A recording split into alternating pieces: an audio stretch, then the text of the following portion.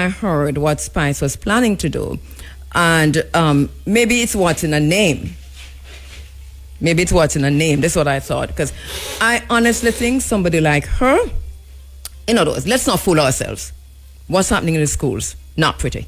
The schools are hiding it. The Ministry of Education is hiding it. And so that unless a teacher comes to you and say, we are scared. A teacher, listen, I've had a teacher say to me, my school is a war house. Let me just say it. Yeah. I've had a teacher saying to me, my school is literally housing gangs. I've had teachers say to me, aren't you concerned about what's happening? Why are you not talking more about what's happening in the schools? Because the situation is really bad. Who's going to reach these children? Who's going to reach these children? It has to be somebody of influence, somebody that they will listen to. That's what I'm thinking. And who That's better what I'm than thinking. who better than persons who they have respect for, like that's what I'm thinking. The artists. And so. That's what I'm thinking. There are many ways to look at it, and I know why there was a knee-jerk reaction from the church. I know why the first reaction is, no, not you. But if not you, who? There you go. Because the situation that exists in the schools require a Spice to come and say, listen to me, I have a job. My job is an artist. And we'll put that one side there, so. But let me talk to you now as a mother, a sister, somebody who has been through the ringer. We're going through and we're trying to get through what it is. One of those mornings. Thank you so much for overnotes and messages that you've sent in and you're sending in. We are Nana Velma Pollard. Lots to get through, lots happening, not just on the island, but globally. A whole lot happening. We're seeing not just an AI arms race, we're seeing a trade war, and we're seeing the next phase of the Great Reset well underway. We're not shocked by it or surprised. The only surprise, if any, is those of us in the Caribbean, in the region, Latin America and the Caribbean, and the continent of Africa, the African diaspora, generally speaking, who are so dependent and have become so dependent on aid and on others to pay our way. And that's outside of the reparations argument. We'll come back to that another time. The only surprise is that we are not prepared for what is unfolding, but we have always known that this is where we were heading. For me, the most important thing is food security and water security.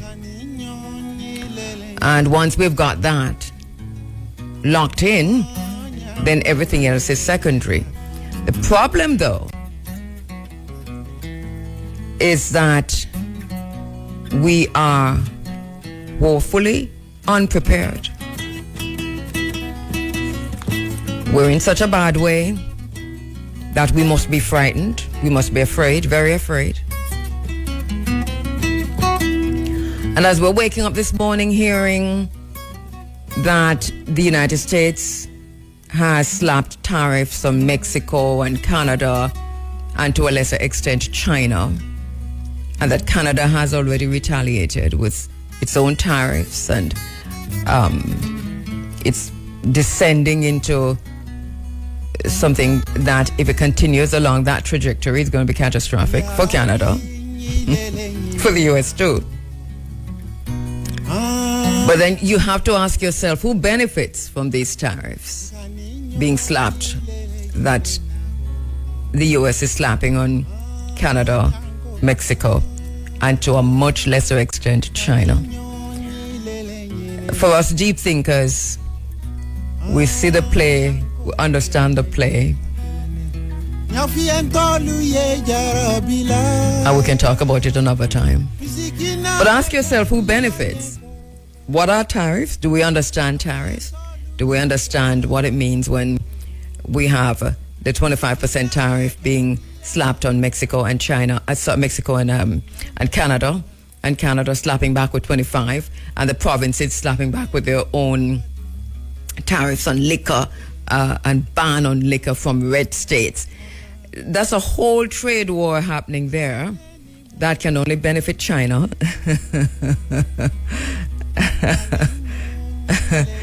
There's a whole war happening there that can only benefit China. Same thing for Mexico. And if you look, Canada, the Canada has been really strident under Trudeau at slapping all kinds of sanctions on Russia. But I want you, look at the globe. Don't look at the map now. Look at the globe, because we normally tell you to go look at your map. But even if you're going into your atlas or you're going online to go check it, look for the globe, and look at where Canada and America are on the globe, and then look at where Russia is on the globe. And remember, saying I have to go all the way around to find Russia. Remember, you just need to go across the Bering Strait, and we're good. But Canada has been very strident in its sanctions against Russia, because, Trudeau seems, it's very similar to what we see coming from France, for example. But the whole apple cart is overturned now, because even France is suggesting now that, or intimating that they're going to go defend Greenland on behalf of Denmark. So that's a whole other thing happening over there. So the whole thing, as we know it, is in chaos. It is chaotic. It is deliberately chaotic. There's a reason for that. It's not organic. This is planned. This is what's happening, was meant to happen. This is how it is supposed to happen, and it is happening as it should. But what I find interesting is that with all these tariffs on and sanctions that Canada has slapped on Russia, that it would appear to me as if Canada is now going to have to look to Russia if this angst between Canada and the United States continues. And the latest report out of the United States EPA reads safety of herbicides such as glyphosate and paraquat, and I hope I'm pronouncing paraquat, and their possible link to Parkinson's disease. We see that coming out now. We have been saying this to the government of Jamaica for the longest time. We march everywhere we could have marched. The last place we marched was in front of Carib Theatre. We march. We hold up placard, we march, we cry, we do the programs, we call up people, we interview everybody, and we march on Parliament. I don't know which part else, But still, the Ministry of Agriculture and the government of Jamaica so locked into the trade deals that insist on them importing Roundup and everything else with glyphosate and paraquat, importing these things into the island, that we had a Minister of Agriculture telling us that glyphosate was not dangerous. And we know that there are many lawsuits across the world. We know there are some countries that ban the importation and use of glyphosate and Roundup and so on. In Europe, the European Union has banned this totally. But somehow, our people are still being given this. RADA is still involved in this. The Ministry of Agriculture is still involved in this. Roundup is still on the shelves. I don't know what it's going to take. I probably know. I think as a people, our job is to pay attention and to think of self-preservation. I'm not quite sure how we get so caught up in what these people are telling us and not doing. And the research is so pervasive, though. I mean, there's so much out there about glyphosate. But anyway, now they're linking it to Parkinson's, and they're linking it to Alzheimer's and so on. So according to the EPA, paraquat, gramazone is highly toxic to humans, and with glyphosate, both can damage the respiratory and digestive system. So this is a science now. So Science News, January 2025, is reporting that the weed killer may cause Parkinson's disease. We know already that it's banned in many countries, 70 countries, according to Science News, banned in the European Union from 2007, banned in China from 2017, banned in Brazil in 2020, but still here in Jamaica, you know, like the favored child. The Agriculture Ministry in Jamaica is underestimated, you know. We're not paying enough attention to agriculture from many, many, many different angles, including toxic poisons that we are importing into the country and using on our foods, our plants, our earth, our grass. The thing with these toxins that we're using for agriculture in Jamaica is that it's also part of the bigger plan, you know, because we know, and we've been saying this from the early 1990s, if you will, that Roundup and glyphosate would damage the soil, that you're not going to be able to plant after a while. The soil is going to become, you know, null and void, not good for use. You can't even be left for a while and you come back. It's just, you know how soil is. It takes a while and millions of years. So we've been saying this for a very, very long time. So we know this. But what's important about this is that, and we have always been saying that the Roundup and these products coming in from Monsanto were connected back to the GMOs, connected back to the Bill Gates and all of them, so that everything is connected. The Roundup was specifically made so that only the Roundup, the GMO plants made specifically, genetically engineered for soil that has been damaged and destroyed by Roundup. So, you know, so now these plants and these seeds are patented. So you can't buy them willy-nilly. And if you buy them, you can't replant them, because if you replant them or try to replant them, you can go to prison. This was always the case. We've been saying this from the 1990s, telling you what the plan of Monsanto was, but also later on the plan of Bayer. Bayer was a pharmaceutical company that joined with Monsanto, which was supposed to be dealing with agricultural products, etc. Let me take a quick break and come back. Say goodbye to the ordinary and hello to Tropical Blue Natural Spring Water, nature's bounty in a bottle. The time by Tropical Blue Natural Spring Water is now 6:49, and we're back. So if you remember those early programs that we had from the 1990s to early 2000s, all the way to 2006, 2007, and then, you know, more sporadically over time, this was what we were saying, that all the products were linked. The plan was a greater plan, that you have to kill the soil. It's going to take a while to kill the soil. What was going to kill the soil? Roundup was going to kill the soil. But you also have to kill yourself. And because remember, they're talking about overpopulation and all of that. And you also have to be sick. You have to get Parkinson's and Alzheimer's, because that connects back to the pharmaceutical company. Then we see these two companies, multinational corporations. We see these conglomerates, Bayer and Monsanto, literally joining together. Bayer buying out Monsanto, teaming up. It's a pharmaceutical company teaming up with what was seen as a predominantly agricultural conglomerate. So these two, when you see these two come together, you know it's crazy. And then we have Bill Gates on the other end. We saw what happened during COVID because he knew what was coming. I mean, he's part of the whole thing. Now he is one of the right-hand men in the Trump the Trump regime, which is moving into technocracy. It sounds like a whole lot.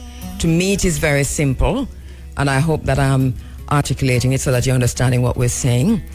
But it is all connected. It was always all connected. This is what it was meant to be. It's unfolding in the way it was planned. No, it's not chaotic at all. It appears chaotic, but all of this is orchestrated chaos. And so you have everything happening everywhere all at once, and your head is in a spin. But the bottom line for us, we need to get our heads out of that spin, stabilize ourselves, find our center, and recognize that we are on our own. We are on our own, and nobody's going to do it for us. Just look at what's happening. The immigration matter is also part of the bigger plan. Where do you think this is going to go? Every country on tenterhooks. As a matter of fact, we hear even the Prime Minister of Jamaica making some outrageous statement about facing a judge or facing a master. And, all of that is just a knee-jerk reaction. We should be more concerned with, of course, security generally, but water security and food security. I'm going to say something here which is going to, I think, for us is the most critical thing. You see, what is going to make anyone who wants to live and work in the United States eligible to do so? Because they're going back to the Constitution, they're talking about birthright citizenship and so much more. But they've also said, if you are eligible to live and work in the United States, then you need to have your documents. They're saying to even the Native Americans, the indigenous people, when they left England and the rest of Europe to America, they saw the Native Americans on that land. And yes, they bullied them and killed a lot of them and took their land and stole their land and celebrated in a big holiday called Thanksgiving and pushed them on reservations. But these people are of the land. They belong to the land. So, but even them, there are reports of some of them being scraped up and huddled into detention centers to be deported to I don't know where. So we're hearing that even the Native Americans are being told, walk with your documents of citizenship, that you belong here. And everyone is being told that, just in case. Well, except I suppose for, some, and in a while we probably can figure out who that some is. But so people are being told, walk with your documents, walk with your identification. So where is this leading? How can you remain in the U.S., live and work in the U.S., without identification, without identifying yourself? So this is going to be pretty important. This is taking us into the next phase. So all this chaos is important. It's necessary. People have to be afraid. You have to have all the news channels reporting on this. It's part of the predictive program. You have to see the massive planes carrying those who have overstayed and those who are now called criminals in chains back to their country of origin.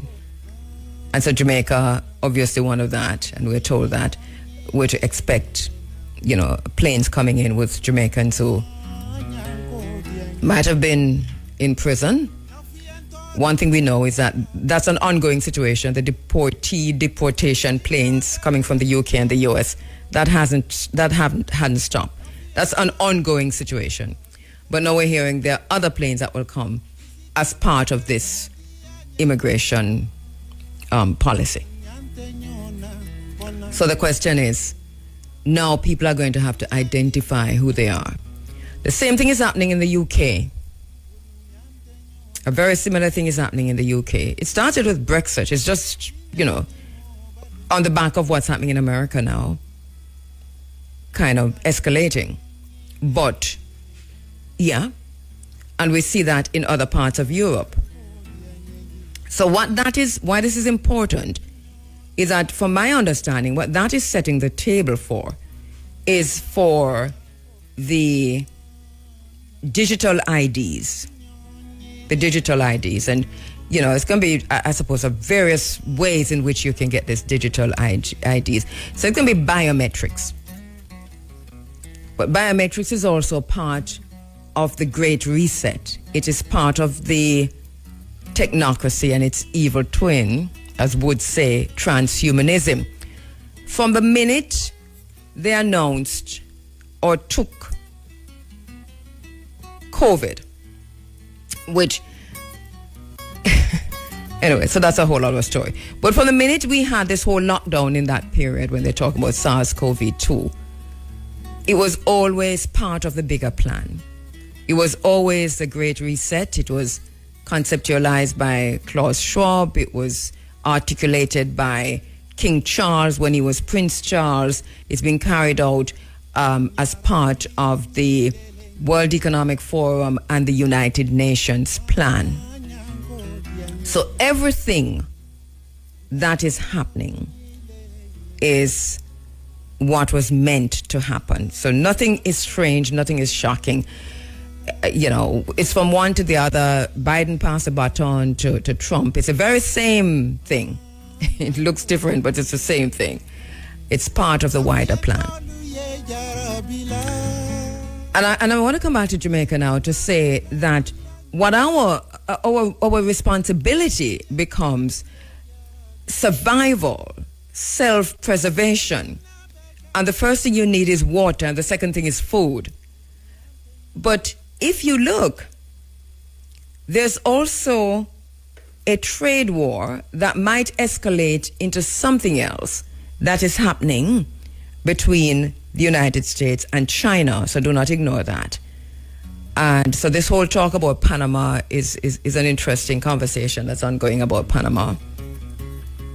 If you peel that away, you see that that's just another part of the that Cold War between China and the United States. It hasn't stopped. It's not going to stop. It's going to go on for a while.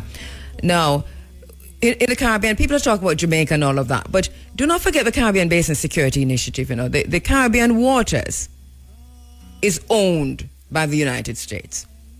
So, regardless of what's happening with China, it's like the South Seas, right? Where we have the South China Seas, where we have all these American bases that are looking forward or looking to China. Remember, way back in the early 2000s, when China was moving out, going out to conquer, conquering on to conquer, to use a biblical term, with the soft diplomacy. One of the things they said, you're in our waters in the South China Seas. You have set up bases, and you're pointing your weapons at China. You have surrounded us in the South China Seas. Now we're going out where you are. And so that was part of China's plan to go out into the areas in response to what was happening in the South China Seas. And so but here in the Caribbean, under Barack Obama, remember that they re-signed the Caribbean Basin Security Initiative. They went to Canada and they gave the entire Caribbean waters to the United States. Remember, so in terms of militarization of the Caribbean waters, that is firmly in the hands of the United States. So the United States is not fearing China militarily in the Caribbean. I am not buying into that argument. I do not think so. There are other things happening. There's a Cold War, there's a trade war, there's so much happening there. And as you heard Kwame Pianke said last week, it's a last gasp for the United States because it recognizes where it is in terms of being a superpower in relation to China. And so it's a last-ditch effort. I'm going to take a break because we do have an interview coming up and we'll go through some more of this. But by law, the EPA must review, now go back to the EPA quickly, must review and reapprove pesticide every 15 years. In 2021, the EPA provisionally reapproved these weed killers, and there are thousands of lawsuits in the U.S. claiming harm and damages from these agents. But agro giant Syngenta is saying that they're safe. Now, we're also getting this very same argument from the from Jamaica and the Ministry of Agriculture. But remember, Syngenta is also a pharmaceutical giant. So it's an interesting situation that is unfolding. I'll take a quick break and come back. No, we do. Yeah, let me do this.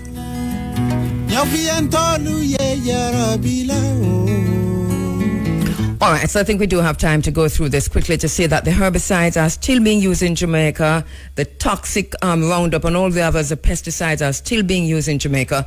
They are regulated by the Ministry of Health and Wellness by way of the Pesticides Control Authority. So the Ministry of Health and Wellness is complicit in this. Health and Wellness regulating Roundup and glyphosate, but saying that they are safe. This is a conundrum. What our responsibility this year is that we must pay careful attention to food security. We must pay careful attention to food safety, also water security. What we have in Jamaica, and I was talking about China just now, is that if you look in terms of how China is buying or leveraging land in Jamaica, is that, remember, when Portia Simpson Miller went to China to give away Jamaican lands, especially the Roaring River lands. Remember that when we challenged that, they said they were giving China lands in St. Catherine in the middle of the island. And China said, no, we've gone up in our plains and we've looked down, and the lands we want are the ones opening to the sea in the Roaring River watershed area. There's a reason for that, because America controls the Caribbean waters militarily. And they can come in at any time because they control it. The Caribbean gave that control to America a few years ago.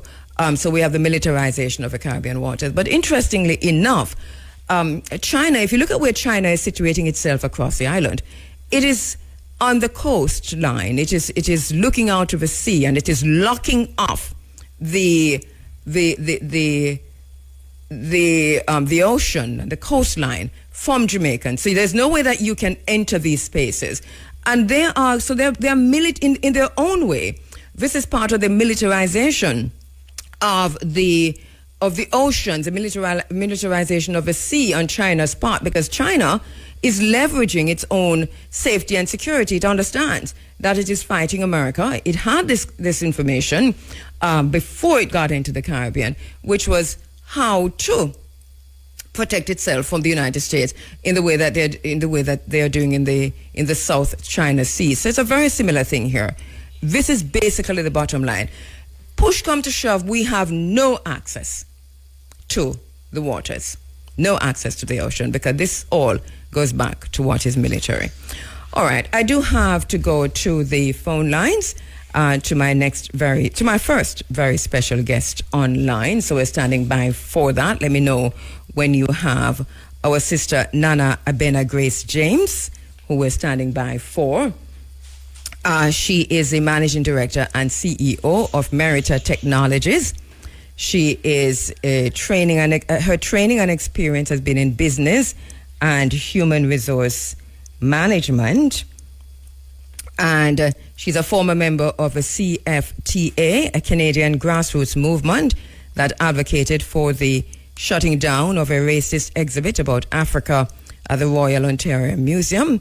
She lived in Ghana, and while there, she helped women farmers receive the Women in Farming Project Award. She's now in Kenya. She's a former board member of Aswaga Gari Women's Corp, where she assisted with the expansion of the operation to an increasing female staff population. Her Pan-African work expanded when she officially repatriated to Ethiopia. She was a facilitator for SRDC and organized a trade and investment conference in Ethiopia and afterwards Jamaica. And she's continuing her NGO work. She's now in Kenya, as we said before. She moved there through her IT company CSR mission, and we join her live online. Right. Now, she's also worked in Tanzania. I should mention that. Our sister, Nana Abena Grace James. Nana Abena, good morning. Good morning. All right. You're loud and clear. Thank you so much for making the time. We tried to link with you a few weeks ago with our sister Yvonne in at the conference in Kenya, but it didn't happen. But here you are. Welcome, Akwaba. Yeah. Yes, yo. Good to have you. Yeah. Good to have you online. We're inside of Black History Month, and you have lived all across Africa as a Jamaican who has decided to make this move to the continent of Africa. This is phenomenal. Tell us what was behind the thinking. Okay. Being Jamaican, it's not difficult at all. You know, growing up, listening to all of the reggae songs, talking about Africa, talking about back to Africa. So it was, you know, that thought was always there. Mm-hmm. Not having a clear pathway though. Just know it was like a dream, you know, yes. Maybe one day, kind of. But my life changed after that, I would say, incident or movement, advocacy work in Canada. Mm-hmm. That's when Africa really took shape in my mind. Yes. And right after start familiarizing myself, informing myself about what life is like in Africa. There was some friends, people we met in Toronto that was from the continent. So, you know, that whole mind space started to be filled with real thoughts, real information. Mm-hmm. And it was from that, finding out actually that there is so much of the Jamaican culture that is found in Ghana, you know, because still at that time, Jamaica is what I know. Yes. And start, you know, in talking to a few Ghanaians we met at the University of Toronto, we realized that, hold on a second, there's a lot that they're saying that we're familiar with. And so that was behind our first trip. Mm-hmm. And at the time, I was married with my first child when we started the advocacy work. And when we had our second daughter, when she was 3 years old, that's when we first went to Ghana. And going to Ghana was just life-changing. Wow. Because, yes, so many things I grew up around here, I saw, heard, I was experiencing on the trip to Ghana. So that just really solidified in my mind that my heritage is from Ghana.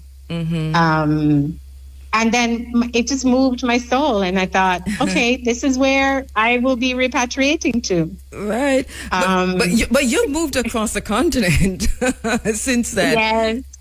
And I can, so you moved from Ghana was that from Ghana to Ethiopia? Yes. Okay. And I'll just throw in there. So there's a little component of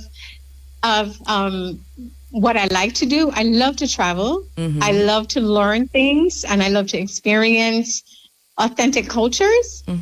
And so, you know, even if I had stayed in Ghana, I would have still traveled to many other countries. Yeah, right? I totally get it. Yes. Yeah. But with our work, my husband and I are in IT.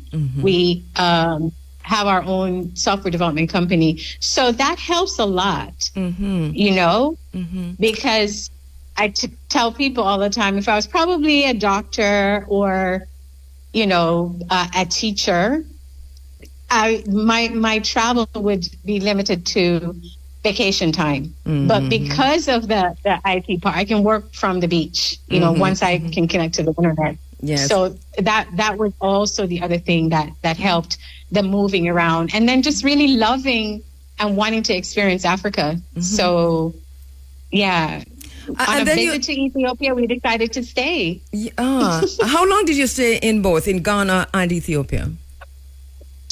Well, Ghana, at the time, it was a small cycle for 2 years. We lived there. And then we still maintain till this day our connection. We have family there. We were adopted into a family which has still, even now, I went to Ghana in October and I had to go to the family house and visit with everyone. So it's still strong and alive. But when we were in Ethiopia, we were there for almost 4 years. Oh, that's a good time. Yes. And then from Ethiopia, you moved on to Kenya. Or was it Tanzania before Kenya? No, it was Kenya first. Okay. Because, those many years ago, the challenge was really with the infrastructure and the ones that we needed to operate our business. So internet, consistent electricity, those will always impact us. And so at the time in Ethiopia, it was not what it is today. And so on a trip to Kenya, we realized that Kenya was much more advanced. We could have better connection to the internet. The electricity was better. And so, we decided to move to Kenya. Which is one of the things we want to talk about, just to look at the continent of Africa. And I think you're rightly placed to do that, to look at resilience and to talk a little bit about our shared experiences, but also the contemporary challenges. I think from an IT perspective, you are well placed to kind of help us to understand what's happening on the continent of Africa. Sometimes we do get the impression that even regardless of how we see each other, that the challenges are the same, but Africa and many parts of Africa are doing much better, if you will, than many of us in the Caribbean where IT is concerned. Am I right? Yes. Again, it's a huge, landmass with all of the variables that you can think of. There are some countries that it's for us to go and spend 1 week there is very challenging. And then there are others, like the example we gave, like Kenya and in Tanzania, where it's seamless and from different perspectives. So Kenya is one of the top rated tech countries, I would say, because you have many of the universities are graduating young people with experience, unlike in other countries where the actual practical experience they don't get until after they graduate. So you will find it's easier for us to find software developers in Kenya than it is in Tanzania. And from where you stand, looking across the continent, and it's a big ask, this, so take it as you will. But looking across the continent, what then would you say is, and which countries would you say as countries that stand out now with progress in information technology, and especially within the context of where we're heading with artificial intelligence and so on? Definitely, Kenya is in the top 10, and South Africa is great as well. There's Rwanda to some extent. Ghana is doing much better now because I would say even up to 5 years ago, I was still not satisfied with the infrastructure in Ghana. as far as technology and development. The young people were there, the innovation, the creativity, the drive, enthusiasm is there. The support of the government and corporate is there as well. But when you're looking at development and actually running a company, it was still challenging. But my recent visit, I'm telling you, it was just amazing. Wow. Yeah, and to hear me say that, one should know that, yes, it is. because I'm looking at things from a different eye, than the average person. So I was able to go to, there's several really great coffee shops and tech hubs that you can go to and just post up if you're one of the, digital nomads, where you can go and work.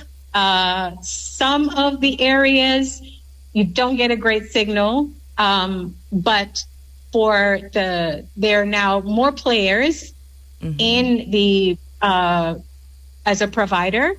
And so you can supplement and, do a little dance to ensure that you can get good connectivity. And the young people, they, like I said earlier, they're really enthusiastic, extremely creative, and have, strong drive. So those are the things, underpinnings that's needed for excellence. All right. Nana, thank you so much for staying with us. You made this decision to live on the continent of Africa and have gained so much, I'm sure, in the process, especially because you've moved across the continent of Africa.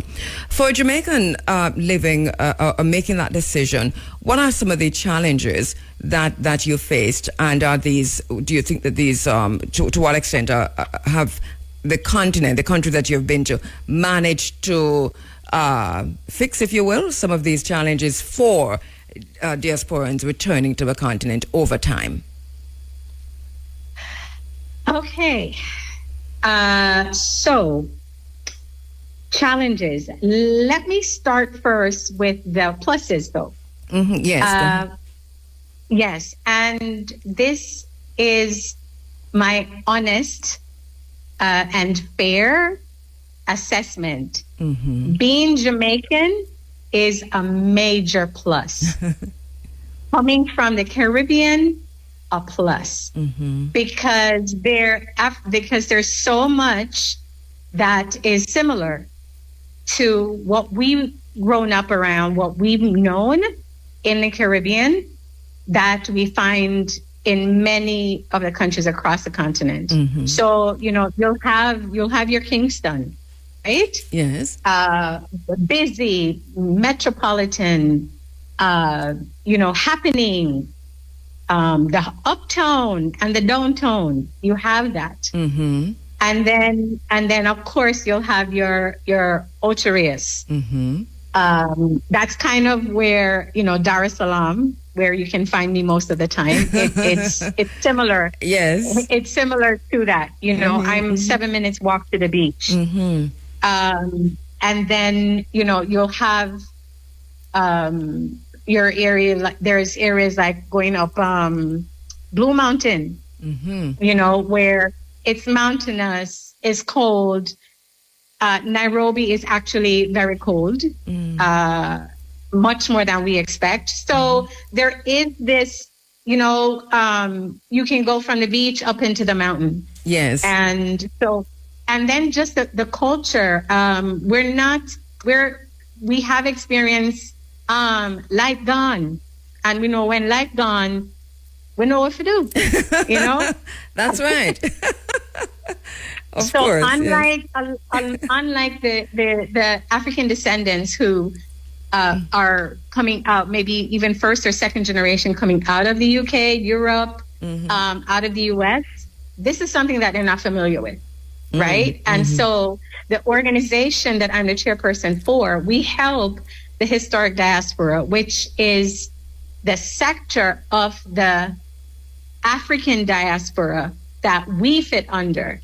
Right. We help them to move to the continent, specifically Tanzania, but also we help if they're choosing another place like Kenya or somewhere else.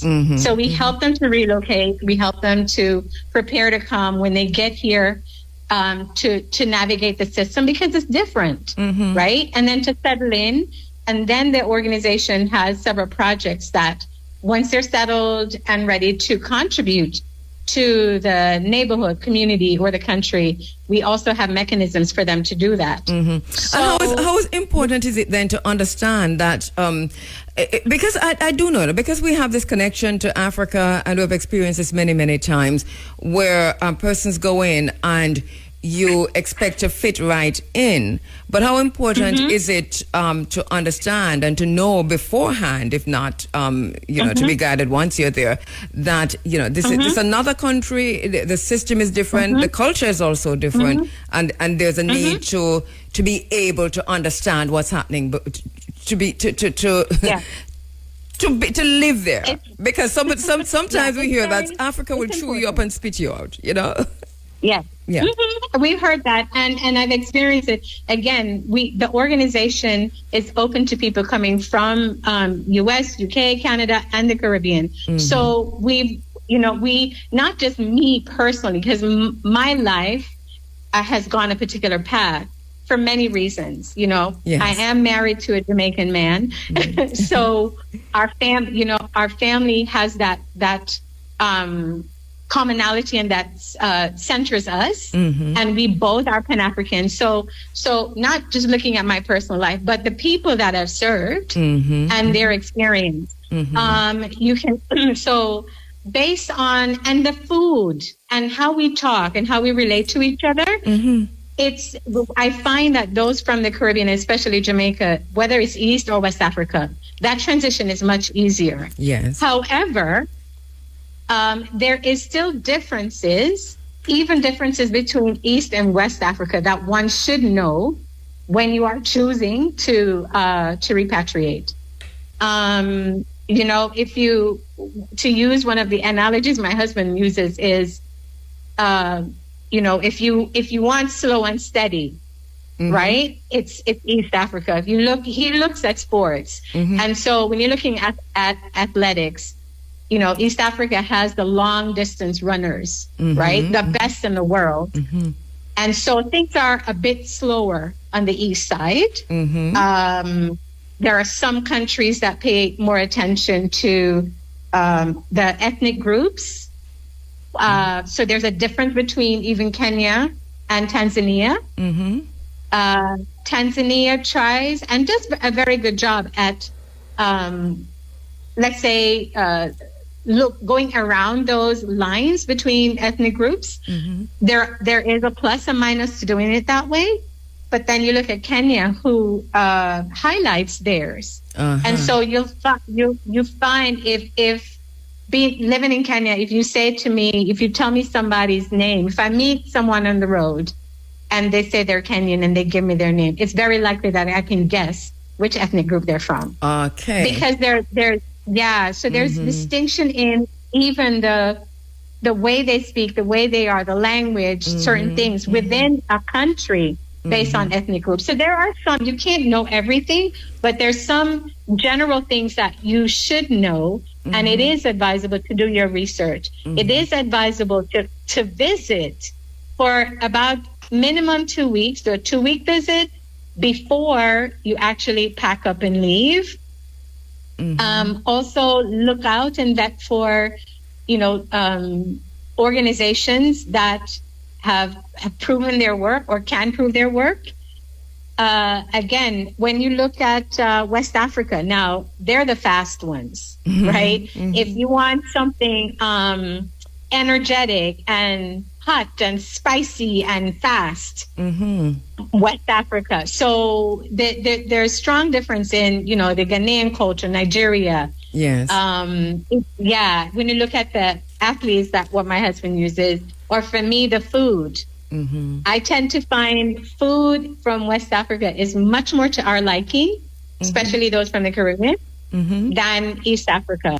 but there's ways around it. So, in Tanzania, it's easy to get plantain. Plantain hard to get in Kenya. All right, so talk to me about that, the food, because, how alike is it to, say, Jamaican food? What we can find from Jamaica there? Because you mentioned plantain just now. So one should be aware of the actual, the geographic areas, and it goes along, with just where you can get certain food. So in Nairobi, it's highlands, it's colder there. So just like in Blue Mountain, going up the hill, you're going to get coffee and you're going to get tea because that's a colder area grows. But then when you come down to like Ochi or Mombasa or Dar es Salaam or Accra in Ghana, and a lot of the coastal, even in Liberia, you're going to find, you'll find plantain, you'll find coconut, soursop, sweet sop. That's fine. It's just the way you say soursop. Yes. Mango, all about. And then, in terms of the meat, I mean, there's chicken and fish just cooked different ways. You have your rice and things. So food-wise, you might just have to tweak certain things. Definitely. And no matter where I'm from, right? This is not prejudicial. But the jerk seasoning, you want to carry some jerk seasoning in your suitcase. All right, so there is, if you ever carry jerk seasoning in your suitcase, now, so for people who are coming in for business and business ideas, this is, there's also this availability then to set up factories or producing stuff like jerk and so on, Jamaican condiments and so on. Hold on, Nana Ebena, the doing business in Kenya, because this is what you do, and in Africa generally, how easy is it to do? Okay, there are challenges. Yes, and the segment before that you talked about, how is it. And what are some of the challenges are in moving? Yes. The largest area, I would say, especially for Jamaicans and from those from the Caribbean, it is to set up a business and to operate with ease and I think a certain level of comfort. If you don't know certain things or even what to ask for, the right questions to ask, you will not get the information easily that you need in order to start your business, register it, and to operate. Especially in the East African countries in general. These are general statements. Yes. But I've found that you will go to even the investment offices, whether it's the Tanzanian investment office or the Kenya Investment Center, and they are there catering to large companies, government projects, investment initiatives. And so they will speak to you in those terms. Okay. If you, many of us, especially from Jamaica, we like to do things our own, But also when you look at the economics, sometimes we don't have the money to pay an attorney to do all of the work for us. And in doing so, sometimes you go to many of these offices and you get the answer that is just answering what you asked. And then when you start your business, you realize that, okay, I needed to put this in place or that in place. I needed to also do these and also do that. And so it tends to be challenging for people. I am going to say that. And this goes beyond bureaucracy, right? It's just if you do not know, then you won't know. So the thing to do is to find out. But how do you find out? How do you get this information that you need? do a lot of hard work. So, for instance, personally, and now I'm doing it within the organization, you remember I mentioned earlier, one of the best thing to do is come for a visit. So I actually go to these offices and ask these questions. So I go on their website, I see what's on there. I also, on the ground, go to the offices and ask the questions, speak to people, those who are in business and those who are providing whether it's a business license or, tapping into the customer base. So you really need on the ground information. And also understanding the culture of the place. So people here would prefer to meet in person. So you will call an office and you're not going to get as much information as you would need. However, when you do take the time out to meet someone for coffee or for dinner, they will be very open, very helpful, but it's also just the way people do business. In the US, I'm going to just pick up the phone and call or go on somebody's website, and I get the information I need. But in both East and West Africa, we find that personal connection, that people to people discussion, that's the best way to get information. And I'm listening to you. I'm listening to you and I'm thinking that I don't know that Jamaica is that much different anyway. If you put yourself in the shoes of somebody who's trying to come in to do business. I said that earlier. Yeah, that's why I said it's easy. It's easier for Jamaicans to transition than people from the Caribbean. Okay, because it's so similar. I used to ship stuff from Jamaica to the U.S. And I'm telling you, being on the ground in Kingston, trying to get the paperwork to clear this stuff and to ship. Oh my gosh! You better know somebody. I'm laughing, but it's not even funny. Yeah. I hear them talking about getting rid of bureaucracy now, and this is happening across the world, and Jamaica has jumped on that bandwagon about getting rid of bureaucracy.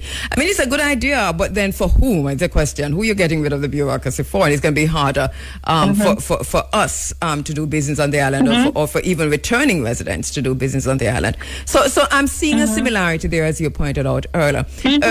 So Nana Abena, with just a few minutes to go, just 2 minutes to go, let me thank you for it, but also to say, so the Jamaican community, talk to me quickly about the Jamaican community, if you will, that you've come across the continent of Africa and the extent to which Jamaicans have repatriated to the continent. Okay, so Ghana, a lot of Jamaicans are there and have been there for years. So Ghana has been, very popular and common. You're walking down the street and hear people speaking patois. Yes. Also, with that, historical strong connection. Yes. And food and just mannerisms of people. You will find a large population in Ghana. I would say my family has ties from Jamaica to Liberia. You will find some residue of it in Liberia. Liberia has one of the best food on the island, on the continent, sorry. Fast forward, I'm coming quick to Kenya. Jamaicans are taken to Kenya, and there is a growing number there. And they are in many different industries. Agriculture is a big one. And even, in whether it's in education, many different sectors. My company, we're in IT, there's a few that are. And, we're actually getting ready to launch an application that will be the diaspora who have repatriated to the continent will be really happy to find out about this, because it helps the communities to be safe. It's a security security application, because that's also one of the things that isn't spoken about, but can be an issue sometimes. In West Africa, we've had several issues with several safety concern issues. Yeah, security. In East Africa, not as much, but it's there. One of the anecdotes I tell is I was in Ethiopia and I heard somebody, like there's a noise outside, like somebody was trying to get in the compound. And I opened my window and I have neighbors that their house is close by, but I realized I didn't know how to say help in Amharic. I was learning Amharic, but you just never think of, that word. Yes, you're more focused on hello, goodbye, how much is this, how much is that? Yeah. And I didn't know. And it sent a strong message home for me. I should say, Ishi. So, but let me let me ask you though. Did you learn help in Amharic, along the way? The very next day, I had to ask someone, what is help? Now I don't remember because it's been over 10 years. But it is something that, just certain things people will overlook in their transition and focusing on whether it's settling their family in or starting their lives in Africa, but we're here through the company, targeting safety concerns using technology. We're here with the organization, the 6th Region TZ, to help people to prepare to come. And then when you get here, to then help you to settle. How can we find you? We are online. Go to our website for the organization. It is 6regiontz.org. We are, the office is in Dar es Salaam, but we work with organizations in Ghana, in Nigeria, in Sierra Leone, in Kenya, in Rwanda, Botswana. So we're all over. Okay. So all you can, if you're not, if you want to go to another place instead of Tanzania, we can help you. All right. And then as far as the my software development company, who provides customized applications for companies in all industries, you can find us at meritatech.com. That's MERITATECH, meritatech.com. All right. And brilliant. You should know what merita means. What does merita mean?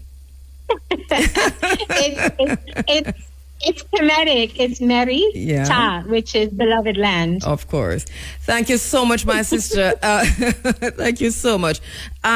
Listen, we're going to invite you back, of course, and we can have a longer discussion. But this was just our introductory program. So anyone you want to say hello to quickly before we sign off? I'll give you 30 seconds. Yes. Okay. Well, I want to say hello to Uncle Bercho in Ochi. And yes, and just my friends and family. My brother's in St. Mary. I have brothers down there, Which part in St. Mary? Osborne Pen. But where my family come from. That's my maiden name. Yes, me have a town named after me. Nearly most were related. Hey, you never know. I'm telling you. All right, this is brilliant. So we definitely have to get back together because there's a lot of movement. With the African Union and the 6th Region, which we are part of the 6th Region, and we'll definitely. And so I really would like to share some of that information with those who. That's going to be our part 2 discussion. Stand by. We have that as our part 2 discussion. Thank you so much, Nana Abena. It was a pleasure meeting you, and thanks for this opportunity. Same here. Thank you so much. One love. All right. Nana Abena there in Kenya. She'll be back with us shortly. And in this segment of the program, I'm going to be speaking with our brother and a friend to the program, Brother Ako Mutota, about the Caribbean Dialogue Card and Haiti Action Committee. The online event is this afternoon in solidarity with Haiti Part 4, Militarism in the Caribbean. Brother Ako Mutota is on the phone lines, and we go straight to him. Greetings, Brother Ako Mutota. How are you doing? Good morning, Sister Kabu. I am well. Thank you very much for inviting me to your program this morning. Right. Thank you. Thank you so much for making the time.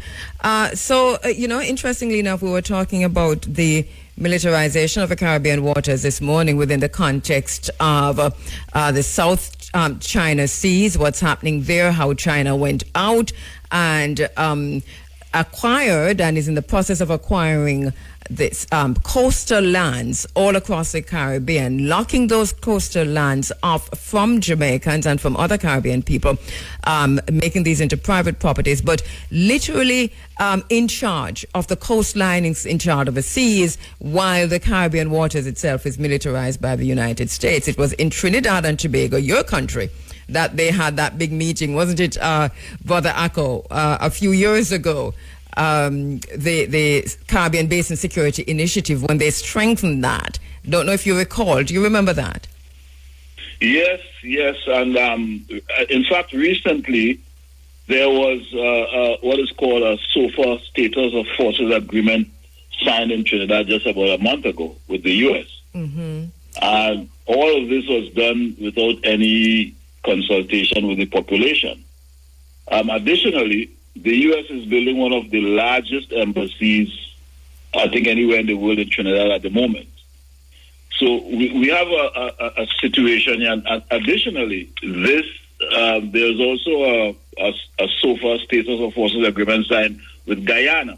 Mm-hmm. Now, many of us believe that this is it has to do with the intentions the U.S. has for Venezuela. Mm-hmm. You know, yes. so. But it's important that we get this, because this militarization of the Caribbean, while as ex-colonies we have always been militarized to some extent, mm-hmm. it intensified in the aftermath of the Grenada Revolution, mm-hmm. when the Caribbean regional RSS, the Regional Security Force, was formed. Mm-hmm. And that still exists in Barbados at the moment, and we are not understanding that these things are happening all around us. In fact, there is an incident, I think sometime last year, in which a Trinidad businessman had some issue, and he went to Barbados, and the RSS arrested him and repatriated him back to Trinidad. Mm. So this is a very, very serious issue in the Caribbean, and we have always advocated, those of us in the progressive movement, for the Caribbean to be a zone of peace. And with this militarization, the Caribbean, it seems, is heading to become a zone that is going to be involved in superpower and other kinds of conflicts, which would be inimical to the interests of the people. Mm-hmm. The U.S. Army and the U.S. military has never intervened anywhere in the interest of people of African descent, or people of what we like to call the global South. So to have our governments at this point in time signing agreements with the U.S. military, and we know the attitude of the U.S. military, the destructive capacity of the U.S. military, and for our governments to be signing these agreements without any kind of referenda or involvement of the people is really treacherous, and a lack of any commitment to our sovereignty. And troubling to say the very least, as we see with Trinidad and also with Guyana. And you're right about Venezuela. We see Marco Rubio in the region right now. They have already said that Maduro is not recognized, so they have gone out and recognized the opposition leader. So that's a whole other contention. But Marco Rubio has made his intentions very clear. So the extent to which the Caribbean waters is militarized, I think, is going to determine what happens in the region.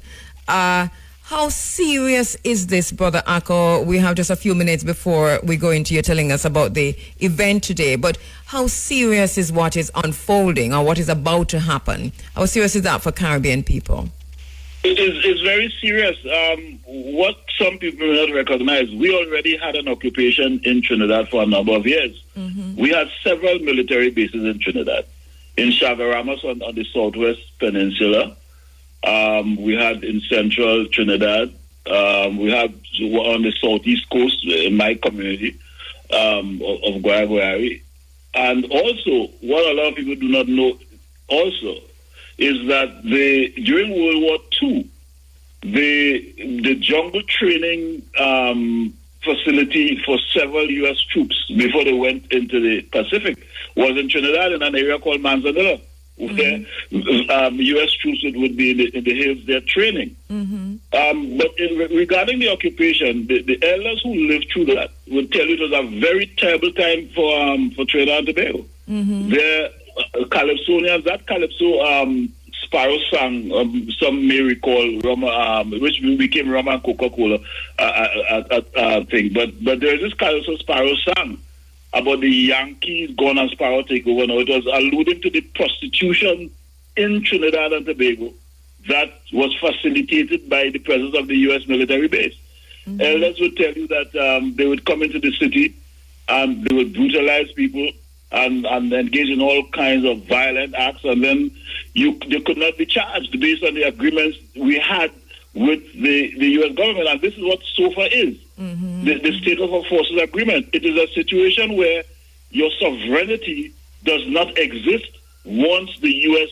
military agreement is signed with your government. In other words, your courts have no jurisdiction, okay? If one of your citizens is killed, you have no recourse to the court. So this is a very serious situation, especially for people who are the descendants of the enslaved and for people who were colonized by European forces. So this is why in the last conversation I had with you, I spoke of the fact that we are being misled by our academics and some people who are saying we're in a post-colonial period, when in fact we're in a neo-colonial period. And this is a classic case of neo-colonialism that we have to teach our young people what this is, so that we don't return to this kind of subjugation and this compromise of our sovereignty. How can we afford to ignore this? And here is one way to find out more about what is happening. This is later on this afternoon. Tell us about the Zoom meeting that is planned in solidarity with Haiti, Militarism in the Caribbean. Yes, so let me, if I may, Sister Kabu, let me just give people the meeting code, if I may, with your permission. Yes, go ahead. The Zoom meeting ID is 842-5882. 6982, and let me repeat that again, 842-5882-6982, and the passcode is 084027. The passcode again is 084027. So, yes, so this issue of militarism and the solidarity with Haiti. So let me just make about three quick points here. And the first point I want to make about the situation in Haiti is what I think a lot of people are not understanding, is that Haiti and the situation in Haiti has been subjected to a massive disinformation campaign, which and in so many instances, that's why people are confused about the situation in Haiti. You are hearing, for example, some people tell you this guy Barbecue is some revolutionary figure and he's progressive, when in fact he's part of the thuggery of paramilitarism in Haiti. Okay? But because of this disinformation campaign, people are very confused as to what is existing in Haiti and what positions should be understood. Yes. So, for example, you look at to understand this situation. To understand the situation, you have to go back to the period of 1991, when the government of Jean-Bertrand Aristide was overthrown. Aristide was the first popular elected president in the history of Haiti. And if you read some of the articles, there's one I think in a program called it's on the Institute of Democratic Policy Studies. I don't remember the name now, but what that was suggesting, that article was suggesting, is that there were many forces internationally and internally who felt that Aristide was not ruling democratically. They said, to quote the article, he was elected democratically, but he was not ruling the country democratically. Now, we know what this so-called democratic process means for all of us in the English-speaking Caribbean. right? It has brought poverty, misery, and all the negative political and economic circumstances you could think about exist. So what Aristide was trying to do was to use the system to bring benefits to the people of Haiti. And there were internal forces and external forces who did not like this because they were accustomed to the yes, massa kind of political leadership, right? Who when they say jump, you ask how high, and Aristide did not fit that bill. In fact, the international forces did not want Aristide to be the president. The person they loved was a guy called Marc Bazin, who was at one time an official of the World Bank. Yes. And there's a very interesting commentary from someone who was there the night, who was actually, her husband was involved. She was a journalist, and she was in Haiti. And they were saying that on the night of the election, Jimmy Carter was supposed to be an independent observer, went to Aristide and asked him to declare Bazin the winner. And Aristide said, well, if you have that kind of information, then you go and tell them, I'm not doing that. Mm-hmm. So this was the kind of scenario, and this is where everything started, right? Mm-hmm. So some are saying that Aristide was a dictator. No, he may have his contradictions, but the point is that he was a democratically popular elected leader, president of the country, yes. Right? And when that was ruptured, it laid the conditions or created the conditions for what we have now. So people have to be very clear on that. Mm-hmm, mm-hmm. The point is, it is not what some people, and even though some people in the so-called left, some people in the Pan-African movement, some so-called people who believe in democracy, they are spreading this disinformation campaign. Yes. There is a rupture and with CARICOM is also part of the problem. Part of it, yeah. Right? Mm-hmm. So there is this disinformation. So the point is that the democratic process was interrupted. Yes. When they tried to restore it, Aristide won again. And for a second time, they again overthrew Aristide. And so this is where the problem has started. So don't get confused with the talk about they need international observers and they need all of these things. A rupture took place in which the powerful forces, especially the U.S. and the European community, did not want Aristide to be the president. And so what we are seeing here is the result of that intervention, both a political intervention and a military intervention, and that is the cause of the situation in Haiti. The other factor is the militarization of Haiti, right?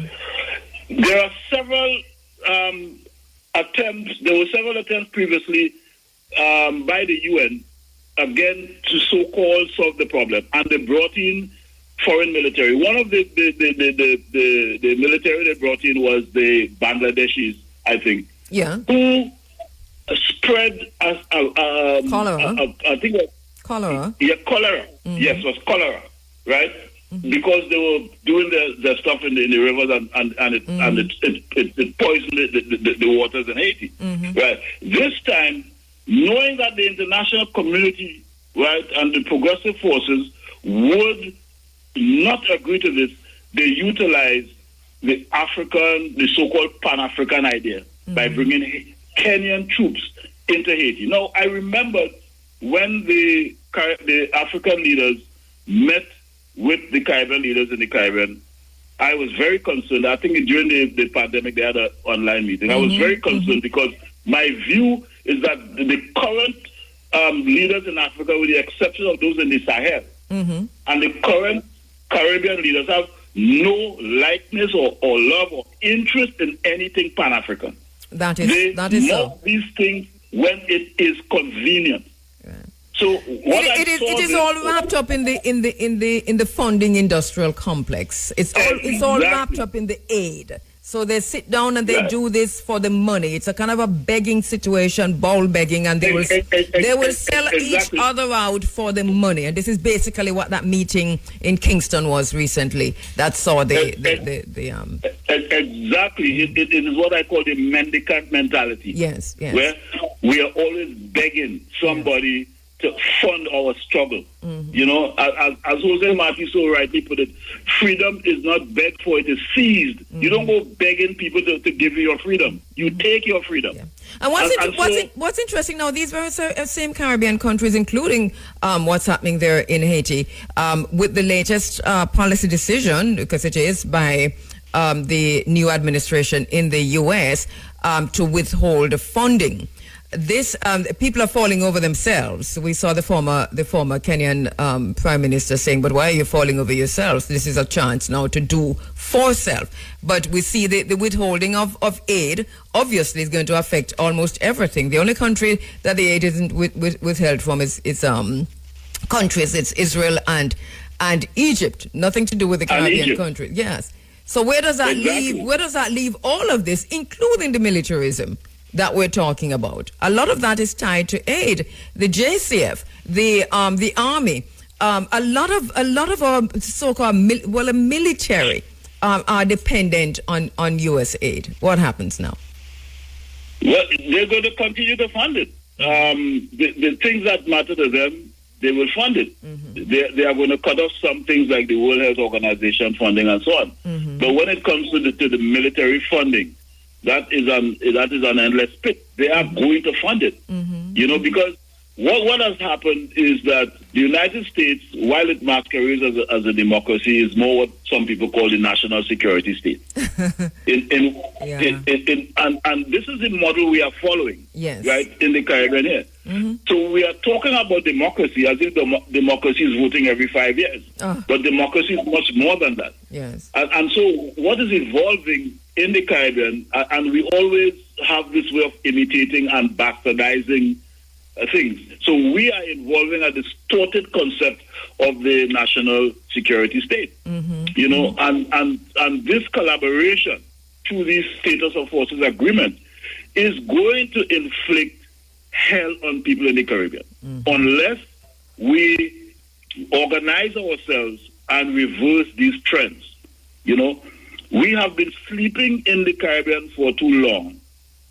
You know, we have been too willing to be in a state of passivity, right, and not be proactive in terms of our own destiny and in terms of reorganizing our political and economic processes. Right? And you say unless we organize ourselves, this has been a recurring theme. And in this space, I can tell you, and you know that, you know, this is something that we talk about a lot, how organizing ourselves.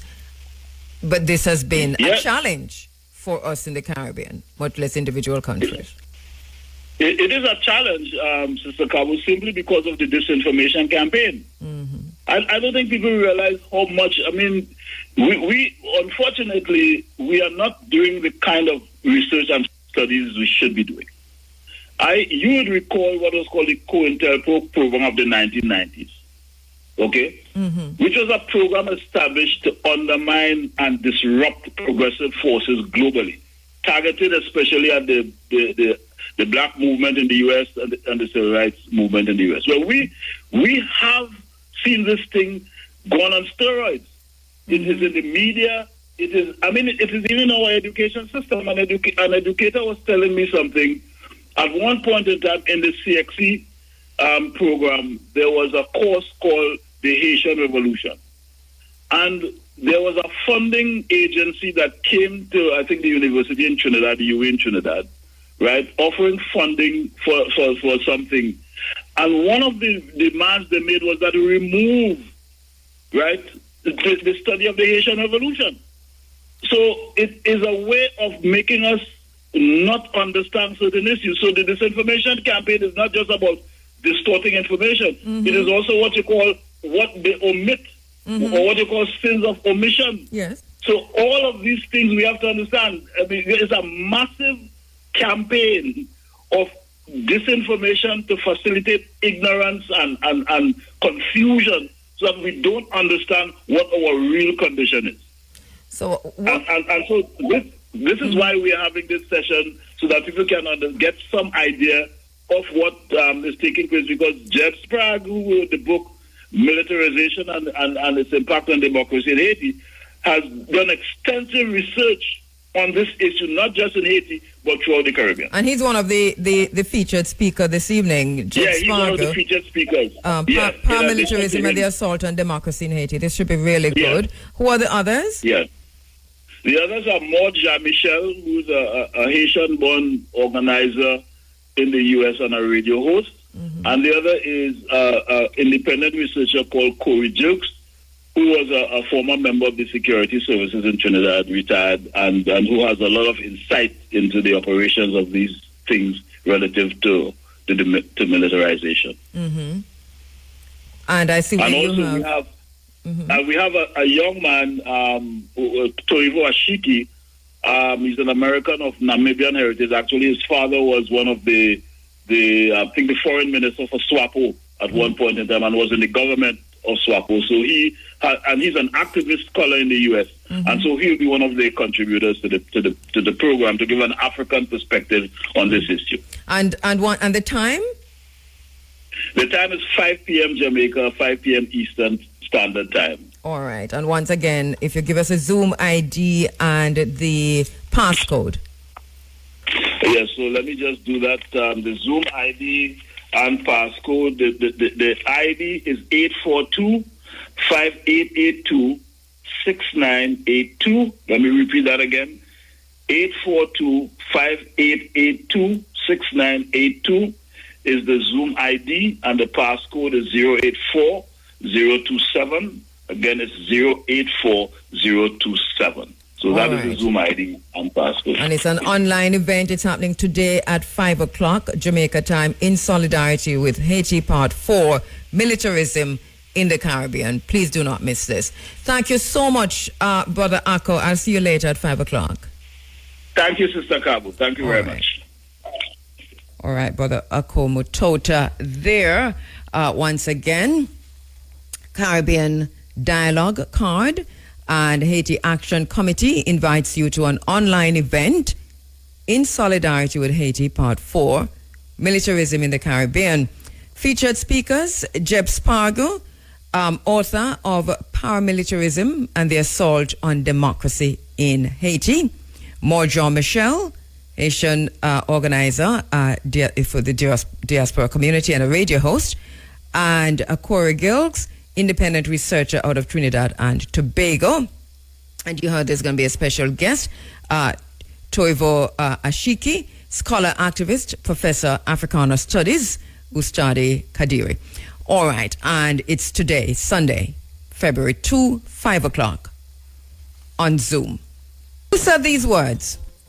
I was born in the beautiful parish of St. Anne, near the falls of the Roaring River.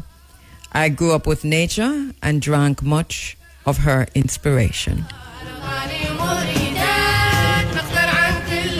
I know you know, but hey, we're throwing it out anyway. Who said these words?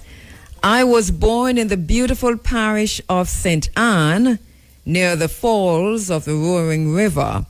I grew up with nature and drank much of her inspiration. Who said those words?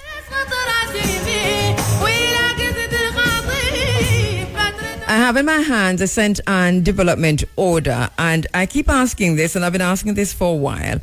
You know, did they change it somewhere along the line? Transfer of property of Laughing Waters in the parish of St. Anne to trustees upon trust for the permanent preservation of the property as an amenity. And this is the area in the that entire area you see them digging up now that they have given to China.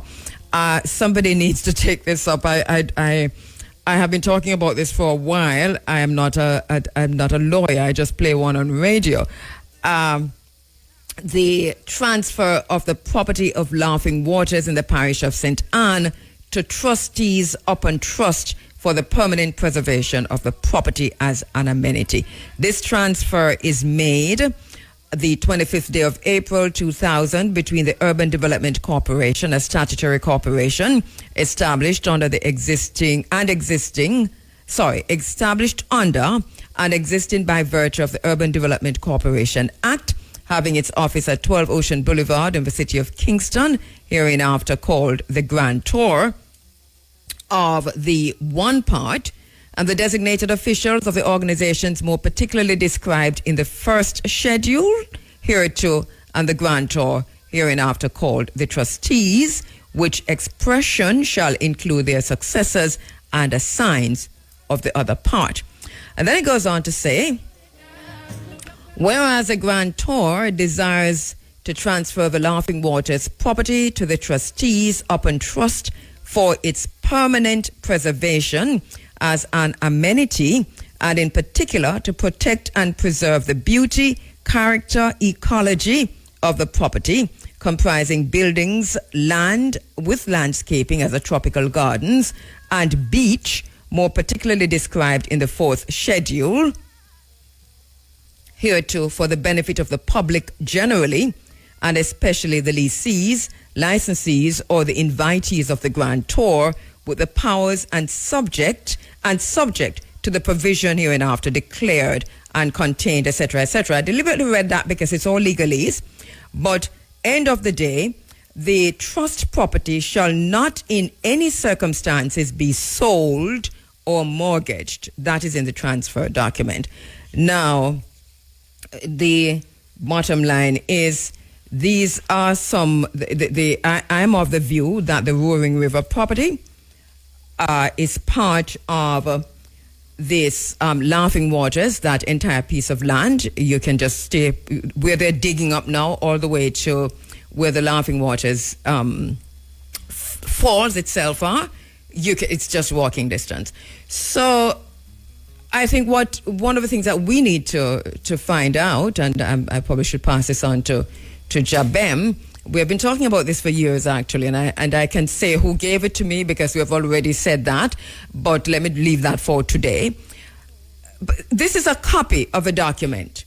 This is a copy of the document. It's a legal document, and it seems to me to be protecting the Roaring River property that has been given to China. So the question is what is happening now on the Roaring River property? To what extent is that legal, bearing this document in mind? It's a document of many pages, probably about 25 or more pages. But the long and short of it is that the property is not to be sold, mortgaged, or given to anybody else, but to be kept for the people. You understand the point I'm making? I'm saying this because we are talking now about the extent to which we are losing access to our rivers, our water sources, our beaches, just our water on a whole, at a time when the world is preserving and protecting their water sources. One of the big discussions at the World Economic Forum, and you know who they are, last week and a half, was about topic preserving and protecting water sources. These are interesting times we're living in. We're losing everything that's there naturally to protect this nation.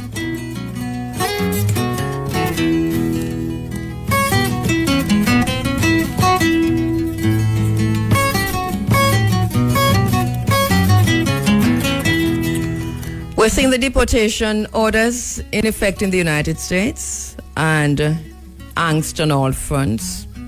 As I said earlier, it is part of the Great Reset. It has to happen for other things to happen, and a lot of it is smoke and mirrors. In the same way that we're seeing the smoke and mirror situation with the release or the argument or the discussion about releasing the files of JFK and RFK and MLK. There's a lot in that. I said this last week, and I'll just reiterate that, you know, so much is known about JFK already. I'm not quite sure what else. What we don't know, we already guess. And so it's more or less known. And also about RFK, what might not be known is about MLK. And even though it's in the dark and some of it is has been peeping out, and people have been talking about it in the shadows. Remember that he was wiretapped, and remember that everything he did was recorded. Remember that he was told, he was shown the results or the tapes and the texts, and he was called into Edgar Hoover's office or wherever they got to him, and he was told that either you kill yourself or you allowed yourself to be killed. Remember that, a lot of people are not ready for what might be released in the MLK documents, and that also is part of a psyop. They're talking about JFK and RFK when really and truly, why they're throwing MLK in it is because they're going to release this out at a time when they are getting rid of everything that is not them. Critical race theory and the rest of it. So bottom line is, for us, we must be prepared for what might be released in the MLK documents. Not so much concerned with who killed JFK, because we already know who killed JFK. Not so much about RFK, because we know that too, and we know why. This has been out there for a very long time, and a lot of those documents have been released already. So there's nothing there, and they're all telling you there's nothing there. So what's the big deal? It is Martin Luther King. It is MLK. It's that the African Americans will not be prepared, are not ready, and African people across the world for what might be released in those documents of Martin Luther King Jr. Just saying that. Once again, we're seeing a lot happening, but at the same time, remember, this is all part of the psyop. It is nothing that we did not know about, that we should not know about. We have been preparing ourselves for this for a very long time, to the extent that we have the knowing and the knowledge. Where we are not prepared is how we take care of our own self. Food security, water security, body security.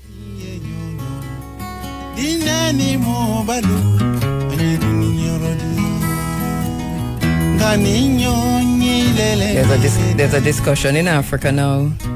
The young people in Africa now are having a discussion online. Very interesting discussion. They're talking about slavery. This is not taught in Africa. In many of the universities, schools, primary schools, high school, slavery is not taught. Not taught at all. J.J. Rawlings sought to change that, and he did in Ghana. But many African countries do not teach slavery. So people in Africa do not necessarily have this information that we have here. They don't. Well, anyway, that's another thing. We have a minute to go before the cash pot. But just to say quickly that the young people are now discussing slavery, and they're talking about the Ashanti Kingdom, because the Ashanti history is written by the Ashanti. I heard and saw where Professor Hilary Beckles has said that, or suggested that Maroon history should be taught in the university or in schools, but definitely in the university. Go ahead. But when and where you enter will be an important and interesting thing. Listen first to the young people in Ghana talking about the Ashanti Kingdom. The conversation there is going to have to be had, even as we talk reparations. Time for well, they're trying to ban Black History Month in the United States, but I watched that press conference with the new press secretary for the new president, and she was asked that question, and she said, oh no, whether President Trump will sign the declaration or whatever they usually sign every month for the celebration of Reggae Month this year. So it is happening, but in the Ministry of Defense, or in the Defense Ministry, there's a whole other conversation going on, because Pete Hegseth is doing his own thing, I understand. It seems like they're banning Black History Month here in Jamaica too. I don't know, but it feels that way. So it's not just America. Let us stop talking about America and look at ourselves and look within ourselves, because sometimes we keep pointing out, but I don't think we're doing any better. Then ban Black History Month as too? That's a question. All right, we're going into the next segment of our program. I'm going to be talking in this segment about Jamaica's ancient archaeology. And my very special guest is lecturer, archaeologist in the Department of History and Archaeology at the University of the West Indies, Mona campus, Dr. Leslie Gale Atkinson. She is the author of The Earliest Inhabitants, The Dynamics of the Jamaican Taino, edited by Leslie Gale Atkinson. She identifies as an indigenous woman. I don't know why we have identifiers here, so Les, but it says that, and is known as Boniani, Sweetwater Flower, within the Taino community. But she's live on the phone lines. Good morning, Dr. Leslie Gale Atkinson Swaby. Good morning, my sister. How are you? I am well. How are you doing? Giving thanks for life. Yeah, I miss you in the studio this time around, but hey, we're going to have the conversation online. I really must thank you for always making yourself available for these discussions with Jamaica's ancient archaeology. We talked about the book that you edited, The Earliest Inhabitants, The Dynamics of the Jamaican Taino. And let me thank you for that book. It was part of our Running African Book Club. So many of our book club members read that. And one of the things I recall was how surprised a lot of people were about just the information on the ancient history of Jamaica and the first people. Now, I want to start there, Leslie, to look at the state or development, if you will, of Jamaica's archaeology since the time you wrote the book, or even before that, and where we are now. Oh, well, Jamaica is a very challenging, subject in archaeology because we don't exactly fit the box. You have to realize that, many of the ideas that have developed in terms of how the region was colonized and settled, largely started out as ideas and theories. And then, hopefully in time, some of these theories have been confirmed through evidence. Mm-hmm. Jamaica doesn't really fit in the box in comparison to the evolution and the development of the other islands. I mean, typically, it is believed that the region was peopled. Most people only think of, colonization as associated with the Europeans, but the indigenous people, they colonized the territories first, and it started possibly as early as 8,000 years ago on islands, like Trinidad and even earlier in places like Cuba. Mm-hmm. So we have those areas being settled thousands of years before Jamaica. The earliest evidence we have of humans living on Jamaica, is 650 CE, which is just the 7th century, which is thousands of years after. The other islands. They've always wondered, why is it that, Jamaica, and Jamaica isn't the only one unique in that respect, because places like the Bahamas and the Turks and Caicos Islands were also settled, pretty late. So people talk about things like our southern location and the fact that we're more isolated than the other islands, which as an islander and as a Jamaican, I don't quite buy. But, we have to start with ideas until the ideas can be tested, yes. Which is a hypothesis, and then confirmed by evidence. Mm-hmm. And so far, we don't have the archaic populations that you find there in other parts of the region. What we do have is, we use the term Taino pretty loosely, and a lot of times we use it to represent the contact and pre-contact populations. But the Taino are really a product. They're Caribbean in that they were developed here, and they're descendants of ancestors that came into the region, thousands of years before. Jamaica, as I said, there still isn't evidence of the archaic. It's something that's quite a fascination for other people. For me personally, as an academic, I don't really care. You don't care? No, I don't care whether Jamaica fits in the box. I see what you mean. Okay. I don't care. I think we have been very narrow in our concepts of people, and we don't take into consideration diversity, and that people have different ways of expressing, but all these different expressions should be studied. And to what extent does that affect or impact whether it's a funding around or the willingness to dig more, literally dig more for answers? Well, okay. So firstly, I know excavation is an iconic symbol of archaeology, but archaeologists aren't the only ones to excavate. Geologists excavate, paleontologists, even the guy working on your house. Yes, I thought of that. Yes. Yes. And so it tends to be what we are associated, but it is not our only form of data collection. And to be honest, we only excavate as a last resort because it's destructive. And once you break ground, once you intrude into the soil, you can never, get that information back. So that is why documentation and people who are trained properly in excavations are needed. More and more, we are moving towards having non-intrusive techniques, use of things like drone, things like geophysics that can give you readings about what may be beneath the soil to guide our answers in terms of whether we should excavate or not. In terms of funding, to be honest, the Caribbean has always been viewed as the backwater of the Americas because we didn't have the levels of monumental architecture that you may find in the great city-states of the Maya, of the Azteca, and of course the Inca. Yes. But we still have cultures there that deserve to be studied. So to be honest, as an academic, it's kind of hard getting a job overseas if you specialize in Caribbean archaeology. Wow. But and there may not be, unless you have a university that is interested in working in the region. So you find the same set of universities interested.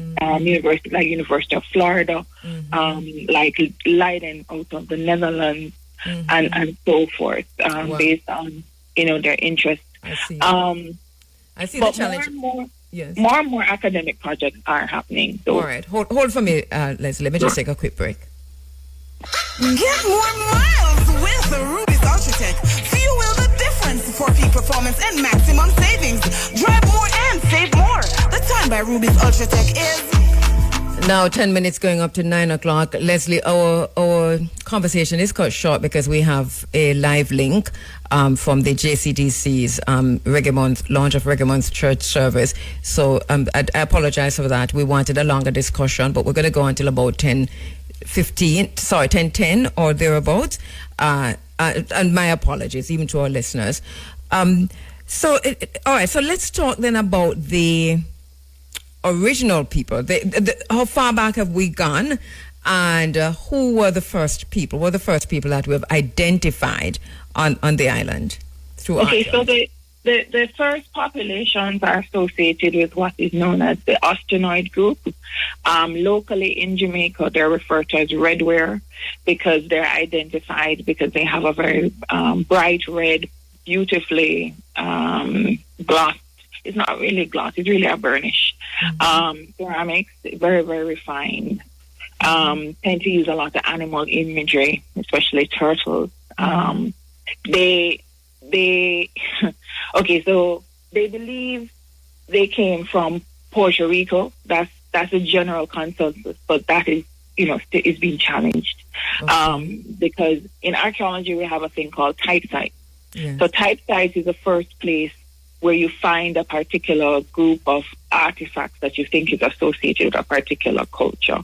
So the type site was a site of stone in Puerto Rico. Okay. But again, the Jamaican situation is a little bit more complicated because the Jamaican culture actually predates what was supposed to be the stone. Right. So we believe that they peopled the island by the mid-7th century. There have been one or two dates that predate that, but we don't really have a lot. But by the very latest, the mid-7th century. So the name of these people who the first people were seeing, the Ostenoid. How we spell that? Ostoinoid. The ostoinoids. Right. All right. And locally they're just referred to as redware, and we're the only ones that call them redware. Yes. Right, and they settled largely along the coast, so you do have evidence of them in parishes like Manchester, St. Elizabeth. Those are where the concentrations are. You have a few in Westmoreland and a few of them in St. Anne. And they were, of course, dependent on marine resources. There is evidence of horticulture. Okay, so there's a distinction between horticulture and agriculture. Agriculture is more monocrop, large scale. Horticulture tends to be like what we do now with our backyard. Where we have a mixture of oriental and edible, crops for our families and so forth. So there is evidence of cassava cultivation from that time, because cassava or yucca is the most important root crop for many of the cultures from the Amazon.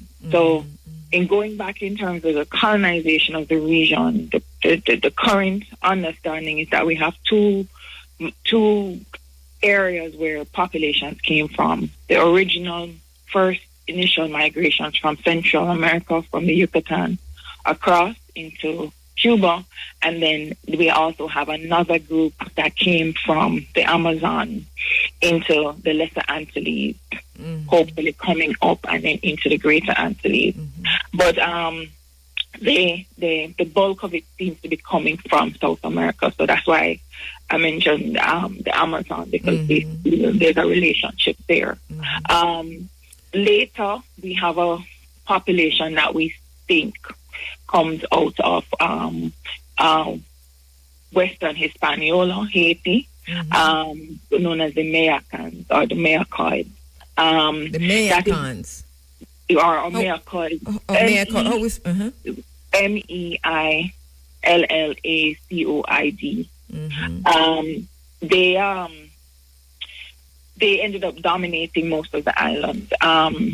Previously it was thought that they actually displaced the Redware group by about the 10th century. I don't really believe that, but I'm just saying what the prevailing theory is. Yeah. What do you believe? I believe that they eventually interbred. Okay. Yeah. We have a way of just thinking that cultures just die so easily, but they don't. I mean, when contact happens, there's some sort of interchange, whether willingly or not. Yes. And that residues of the previous culture does remain, whether biological or cultural legacies. I don't believe that it is really possible for you to completely eradicate. Right. And then one would think if not interbred, then obviously migrate, so you'd definitely be somewhere else, if not. Right, because they would have been displaced. But I don't think they left. I think they interbred, and I think that is probably one of the reasons why the Jamaican culture is a little different from the others, because of that. But I will spend the rest of my life trying to prove that. I'm supporting you with everything I have, apart from the funding, but I'm right there, 100%, because we need this information. I'm fascinated by it, to think. I mean, even the word ostracized, and that's the first one we know, and the Americans yes, they can call it America. Nowadays they call it Mayacoid. Okay, Mayacoid. Yeah, they call it Mayacoid. So the White Mile site that most of you may know of in near Central Village in St. Catherine is the type site for that, and for the Mayacoid, and the type site for, meaning the first place it was found in Jamaica, this culture. So the first place that we found redware was in your parish, St. Anne, Little River.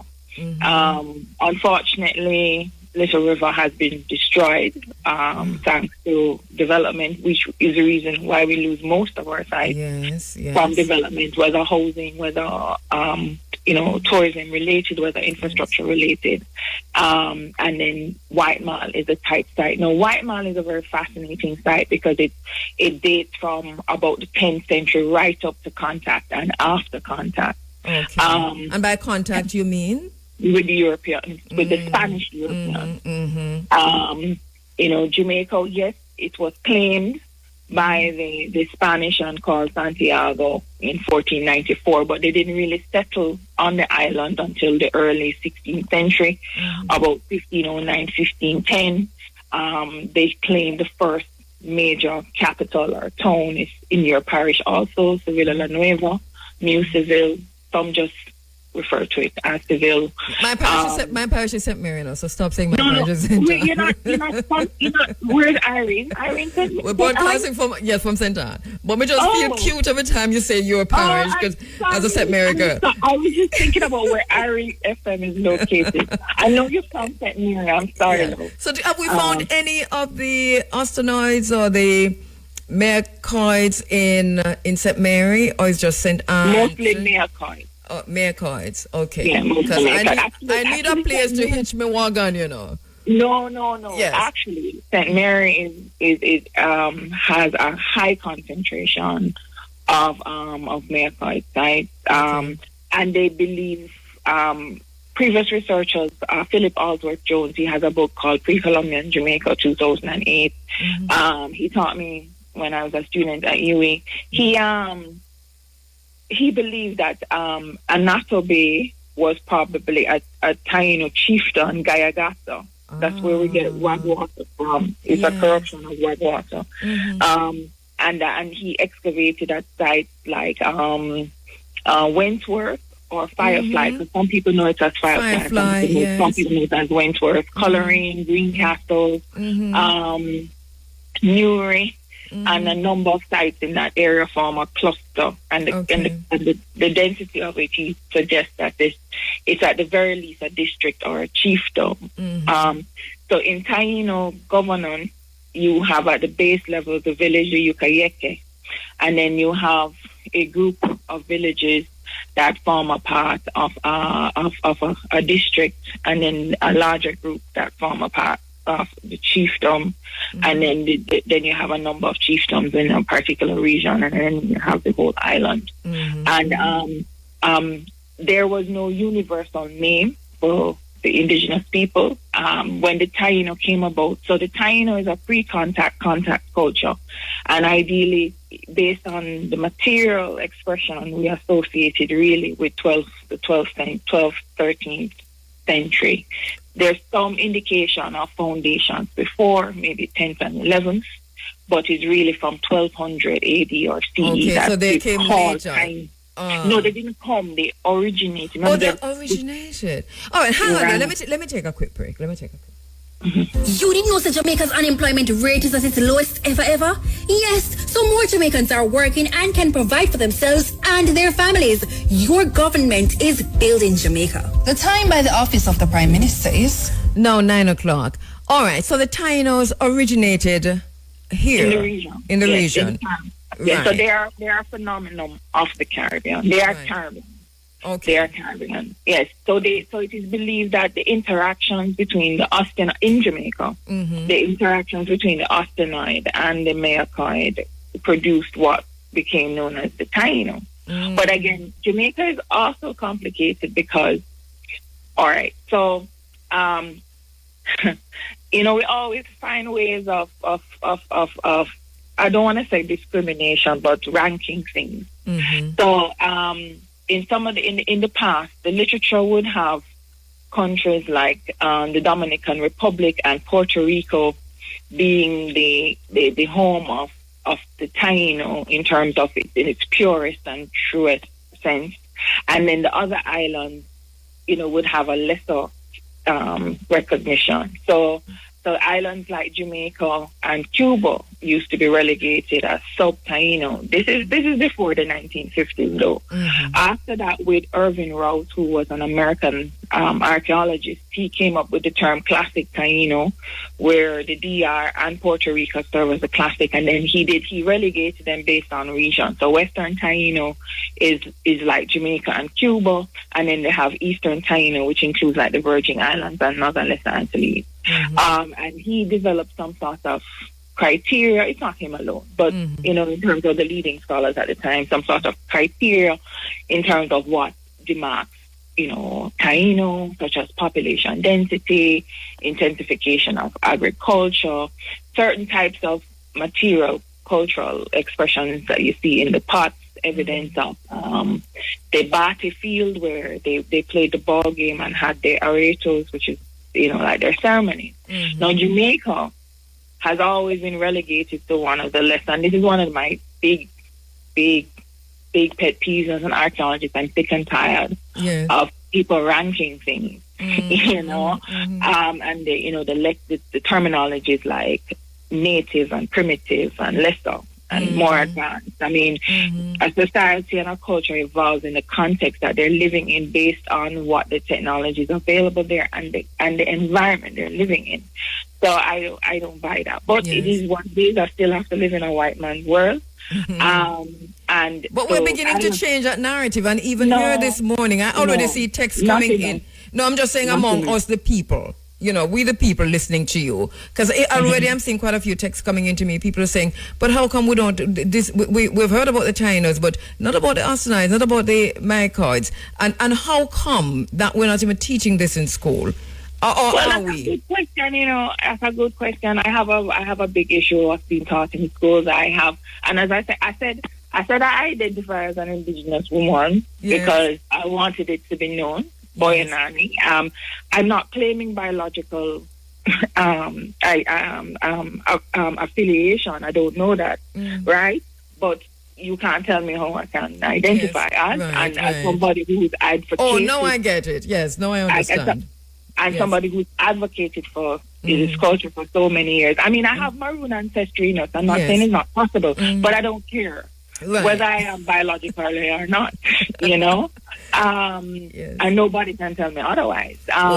But the problem is that I have an issue with how Indigenous groups are taught in the school. In terms of when you read the books, oh God, my boy is in second form, and oh God, when I read what the teachers give them, I cringe, and I can't do anything about it because the teachers will be facing us and tell me it's not the curriculum and that's not how they were taught. But I don't find us being on top of the current scholarship as we should be. It takes so long for change to come.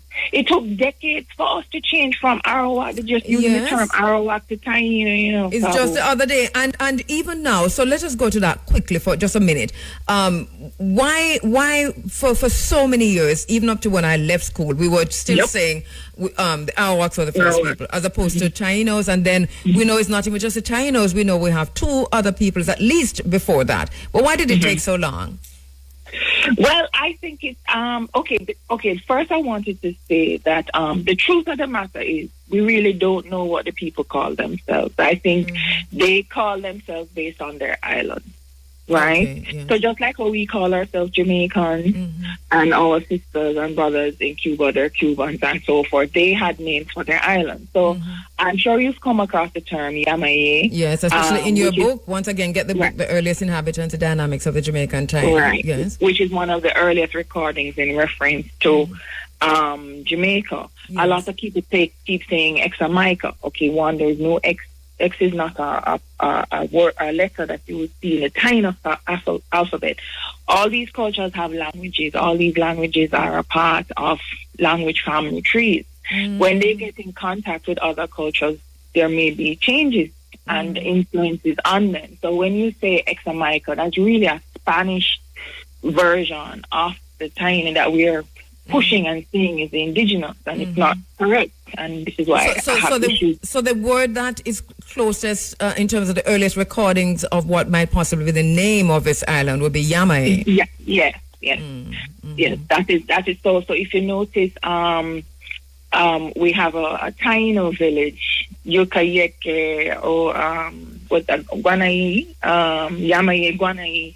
The hummingbird people, Cacique, Nibonrish, Taiman, or Brother Kalan. Kalan. They use Yamaye. And and when you think about the name Jamaica, depending on the language and the time, the prefix our country's name changes, it can be seen as X or H, I, Y. I mean, J is the most common one, right? I've even just seen Jamaica referred with, and it's starting with Jamaica, with just A, depending on the maps you use, and the suffix, the ka can change, and ka in Indigenous language means location of. So it just basically tells you it's the place of which people would precede the ka. And then in French, it's ko and things. So, but the root armor is actually a Taino word. Armor means water, body of water, river. So I mean, when you think of land of wood and water, land abounding with springs, when you think about especially the central to eastern section of the island where there is so many riverine resources, I can get why they ended up with that name, you know. But these are not things that are properly taught. But to go back to the Arawak Taino confusion, which is what I think you're asking about. All right, so in the ethno-historical account, there are about 2 incidences where, with contact with the Spanish, the indigenous individual referred to themselves as Tainon or El Taino, right? And that has been taken to be like a situation where they're identifying themselves in terms of who they are. So that is how that Taino word came about. In the other islands, like in places like Haiti and in the Spanish islands, they had been referring to the population of the Greater Antilles, indigenous population of the Greater Antilles, as Taino for almost a century before.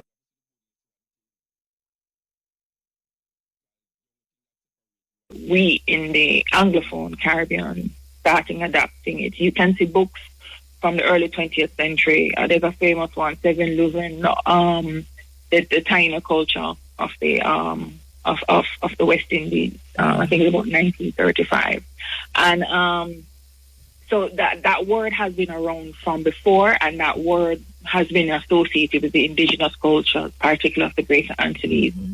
I don't know how the confusion with Arawak started, because the people who they're referring to as Arawak actually don't call themselves Arawak. They're referring to a culture that is from the northern South America, Amazon area, and they call themselves Locono, and their language Loco. And one of the things and that's why I said we're not doing enough in terms of this post-colonial, post-modernist era, and in terms of engendering, marginalized cultures and so forth, because a lot of cultures are being called by names that they find offensive, and they also don't refer to themselves as. So I'm so sorry that because we're completely out of time. We really did schedule this interview to go all the way up to 9:30, but we do have the church service to link into, and I really apologize to you. I give you 30 seconds though, because you're standing by for a sponsored link.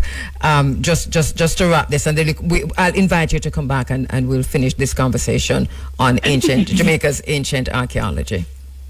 Anytime. Well, thank you for having me, and I hope that your audience are open and willing to do their own research, of course, with credible sources. Yes. That's the problem. We need credible. You need to use credible sources. In the meantime, let us start with the book you edited, The Earliest Inhabitant, The Dynamics of the Jamaican Taino. There's so much there, edited by Leslie Gale Atkinson. And where is it available? At the UWI bookshop, I'm sure. It's associated with the UWI, with UWI Press. Yes. And the places that their books are distributed at. But there's also my children book, which you promoted when Yes. Quickly give us a topic, because I'm getting all kinds of eyes. Right. Yes. Boy and Anya, Taino Girl's First Adventure. It has a preface that, sets the context of, where we are with Taino, and it's a nice story. And it's good for you. Have the children read while you read the big book. Thank you so much. Thank you so much, Leslie. Definitely I'll call you and we'll reschedule a continuation of this conversation.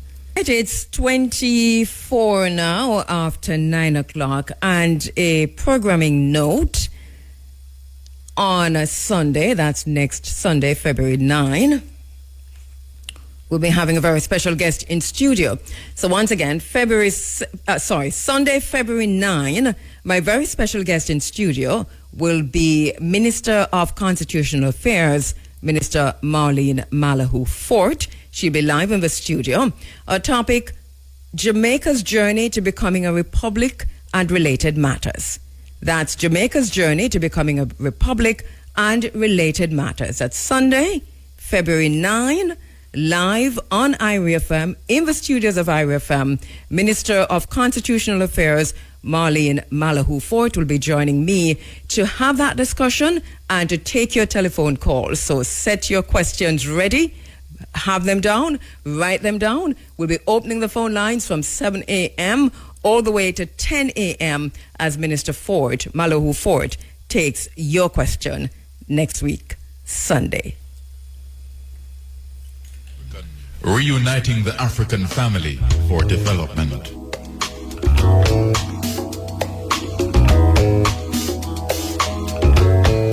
You know, I don't understand some people. Listen, not even a minute and I see a text coming. Are you serious? So let me just say it in a way as if it's a promo, right? Sunday, February 9, Minister Marlene Malahoo Fort will be live in the studio with me to take your telephone calls. It's all confirmed. It's all done. Thank you to my nephew, Abka Fitzhenley. It's all done, and she'll be live with me in studio, okay? And as I said to Abka, make sure you come. So Marlene Malahoo Fort, live in studio as we look at, and as part of Black History Month programming, and also because there's just so much happening, so much discussion taking place around constitutional reform, getting rid of the monarchy as head of state, and all of that. And we've got questions. So she has agreed to come in studio, sit down with us as we open the phone lines and take your telephone calls on constitutional reform and related matters. 26 after 9 o'clock, just before I go to my 9:35 guest, we have been talking about our mentor, our sister, our friend, our teacher, Nana Velma Pollard, who has transcended, and it's been a rough morning just getting through the morning, because this is at the top of my mind, and all that's in my mind is the last time we were together and we sat together and we were talking. And I remember when she said goodbye, when she was leaving, and we said goodbye and she left, and the only thing that's coming at me is I didn't know that was the last time I would have seen her. Looking forward to seeing her again at Black Space when we go back. That's the kind of thing that was in my mind, you know. But we have a message from Professor Vereen Shepherd. She says, I hail Velma for the work she did, the people she influenced, and the literary legacy she has left behind, and express my sympathy on her passing. Condolences to Nana Erna Brodba. That's from Professor Vereen Shepherd. Also from Dr. Amina Blackwood Meeks. She says, Untukuma, the Storytelling Foundation, honors the life and legacy of Velma Pollard, a literary griot who has journeyed with us since 1998, contributing as a panelist to our many discussions, camping out with us as we journeyed through Jamaica's countryside, attending our lunch hour presentations, and offering many words of encouragement and advice. Amina, as the tears flowing over my eyes, I can hardly read a thing. We highly regard Velma Pollard as a weaver of stories, a keeper of memory, and a guardian of our Caribbean voice, who reminded us that our stories are not just worth telling, but they must be told. Our mission at Ntukuma is to demonstrate that storytelling is a foundation of our culture, as well as an important documentation of our contribution to world civilization. Velma Pollard embodied this philosophy. Through her, we heightened our understanding that our speech and our traditions are rich with meaning. We salute her for affirming that the way we tell our stories is as important as the stories themselves. We are inspired by Velma's work as an explorer of ideas on the issues of nationhood and identity. Her words live on in us, guiding us like the Anansi stories, which she also documented, to embrace how critical it is that we use our stories to preserve our past and construct our future. Rest in power, Velma Pollard. Your voice remains. Your stories endure.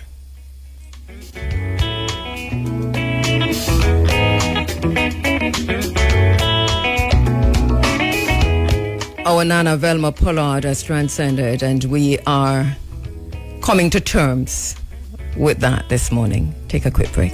All right, all roads lead to the Bob Marley Museum on February 6th. IRFM is there from morning till night. As usual, we set it so and we're not changing it. All right, we're going to go to the phone lines now to speak to my next very special guest, Tristan Williams, founder and principal consultant of 6 Degrees, a UK-based company specializing in high-performance automotive innovation, composite manufacturing, and business development.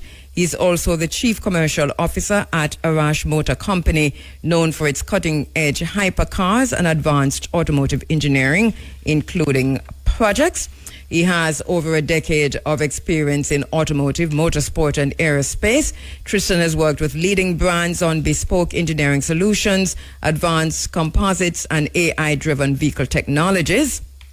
He is a key voice in the intersection of AI, technology, and global markets, providing insights into how innovations like DeepSeek's rise impact industries, stock markets, and Western tech giants. And just full disclosure, he's also my nephew. Good morning, Tristan Williams. How are you doing? All right, so if we just do this again, Antoinette, Tristan, I'm not hearing you. You're not on the board, and I know you'll understand that. You're not on the console, and that is because I think we just need to get you plugged in properly. So let me just get our telephone operator back in the studio, and we get you connected properly. Hold for me, Tristan. No, still don't have him. Why don't we have him on the board here? Let's take him off hands-free. All right, that should be better. He's off hands-free. Let me hear you now, Tris. Yes, I can hear you. Okay. Oh, yeah, that's much better. Thank you so much. So we had you on hands-free. All right. So I just said full disclosure, you're my nephew. So we're going to have a good little chat about so many of these new technologies coming up, Tristan. Last time we spoke, it was about Lewis Hamilton. And you remember how disappointed we were, when we expected Hamilton. When the race was stolen from him, because we still maintain that, don't we? Yes. And now he's on to Ferrari, and I'm sure we'll talk about that another time. But you're thinking on his move to Ferrari. I think it's amazing. I think it's two legends joining forces, so it's amazing to see. I guess this is going to be the last team that he races for. So I think it's a really beautiful sort of culmination of legends coming together to achieve greatness. So yeah, I think a lot of people are excited. The Tifosi seem excited. So hopefully he can bring home that 8th at Ferrari and see what they can do. All of a sudden we're all Tifosi. Yeah, exactly. Right. Okay, so to move to another area, just to tap into your expertise. So last week interestingly enough, we broke the news here on the island in Jamaica about China's DeepSeek AI technology, which has been making waves in the tech world. And we're seeing how the markets responded around the world generally. So could you break this down for me? Walk us through the key features and capabilities of DeepSeek's AI model. What is it? How does it compare to other models in the industry? Yeah, no, this is a great question. So DeepSeek, basically what they've done. So it's obviously DeepSeek is a Chinese AI startup, and initially they a lot of people may not have heard of them back in 2024 around Christmas time with their V3 model. But that's kind of sort of when people started sort of hearing a buzz about them. And obviously now it's kind of made this resurgence with their latest model that they've released. And basically the way that DeepSeek have trained their model is they've, instead of starting from the ground up, they've trained their model using bits and pieces, especially using ChatGPT as part of the basis of their model, or at least the parts of ChatGPT that are readily available to them. So instead of simply saying, okay, we're going to invest all of this money to build from the ground up this new AI model with no R&D, or with our own R&D without using anything else that's currently out there. They said, what's already out there? What can we build on? And how can we basically be more efficient with the way that we basically build our AI model? So why did to back up a bit, why did they have this difficulty in terms of, so they had to be using bits and pieces? What's the background to that? Why did they have to do that? So basically, in terms, especially if we're talking about the West and the US market, one of the main things has been the US basically predicting that, you know, we're about 3 years ahead or so of China when it comes to AI development. And they were basically banking on this, you know, margin of them being at the forefront. And also it's a thing where especially the US and the West and its allies have been very specific with how they've not just distanced themselves from China, but in terms of trying to make sure that there isn't certain data sharing or technology sharing, especially when it comes to developing AI between the West and China. So for them, this DeepSeek AI was really born out of necessity, like looking at the market. The mother of invention, literally. Yes, exactly. And they're trying to find out how, because China and the Chinese companies were put in such a specific position to where they've basically been cut out of the conversation in terms of, you know, the way that the US and Western companies might have access to certain data. They're trying to discover how, well, they're basically being forced to be even more innovative in a sense than the US-based companies. They don't just have these billions that they want to throw at the problem. They're like, okay, these guys are doing this over here. We're in the situation where we don't really have access to the same information that they have. What can we do to get a head start on what they're doing? And basically they just broke all of the scholars and people that are big in the tech space, their position on what they believe the distance was going to be in terms of that 3 years like gap of innovation that the West believed that they were ahead of China. They've just blown out of the water, and now they're in a position where, because of the innovation and the creativity that Chinese AI companies like DeepSeek are making, DeepSeek have basically put themselves in a position to where their AI is actually not just significantly cheaper to build, but it's also in many instances more powerful than the equivalent rivals. And I think that's a lot of what the market disruption has been about. And we come back to the market disruption because this AI model is open source, and this is quite unique in the industry. Explain what that means for our listeners and how unique this is. Yeah, no, this is very, very unique, especially given the scale and scope of DeepSeek's competitors by performance. So when I say competitors, I don't mean direct competitors in terms of how much money DeepSeek have put in, because according to their claims, the amount of money, I think it's something like 4-5 million. Between 5 and 6 million. Yeah.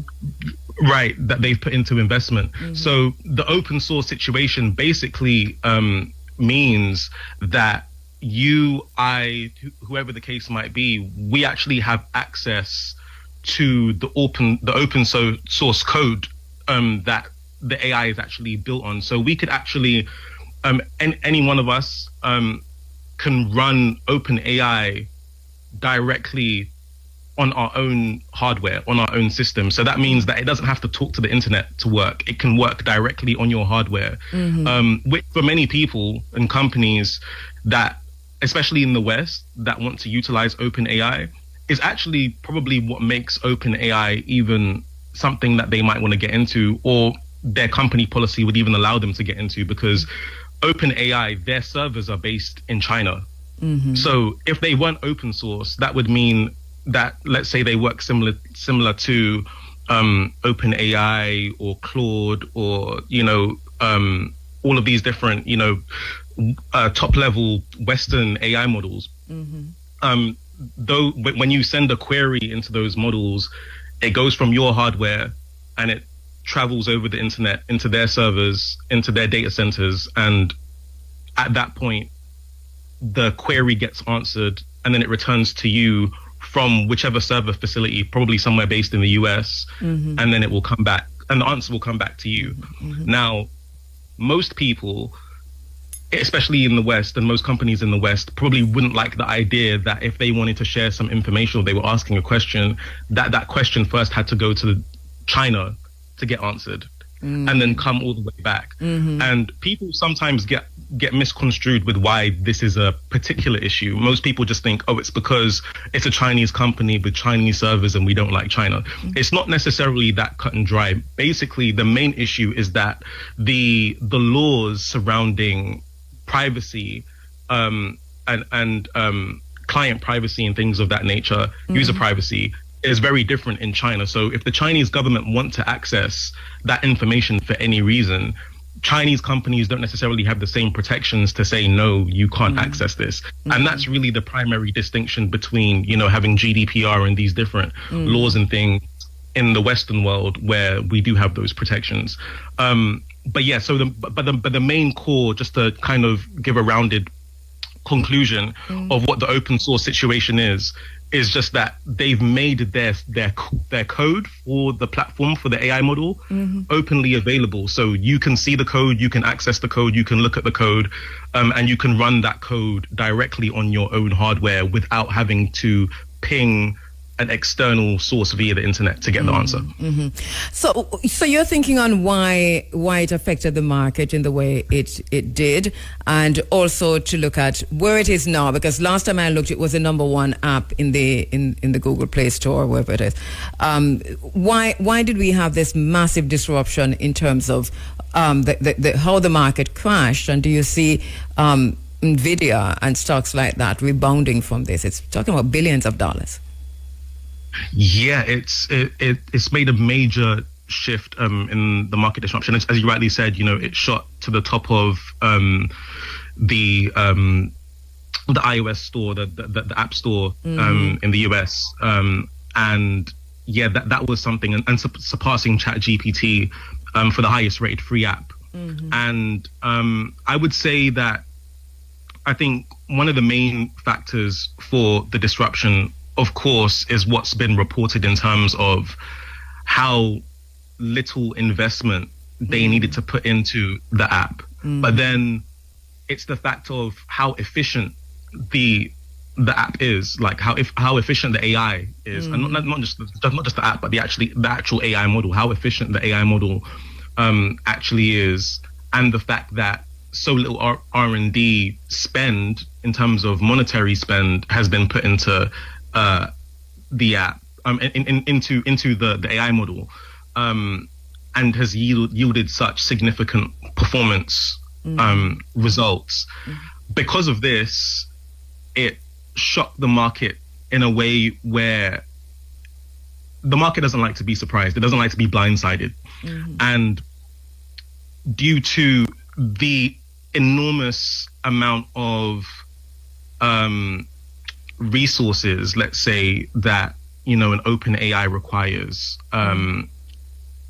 the efficiency basically raised concerns about the heavy AI investments by US tech companies. And obviously, everyone that's commercially minded, you don't want to throw money away in any instance. Yeah, and especially on the back of that announcement, because it came right on the back of the announcement of Stargate, and Stargate being like $1 billion investment, on the back of that.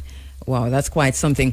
For us as African people, Black people across the world, where should we be taking an example from China? What's your thoughts on what especially young Black people are supposed to be doing now within this current environment of the convergence of digital technologies and AI in particular? Yeah, this is a great question. I think it's a wake-up call for anyone that I would say is passionate about technology, that is passionate about AI, that that believes that there's more to be achieved, that just because you see big tech corporations accomplishing these,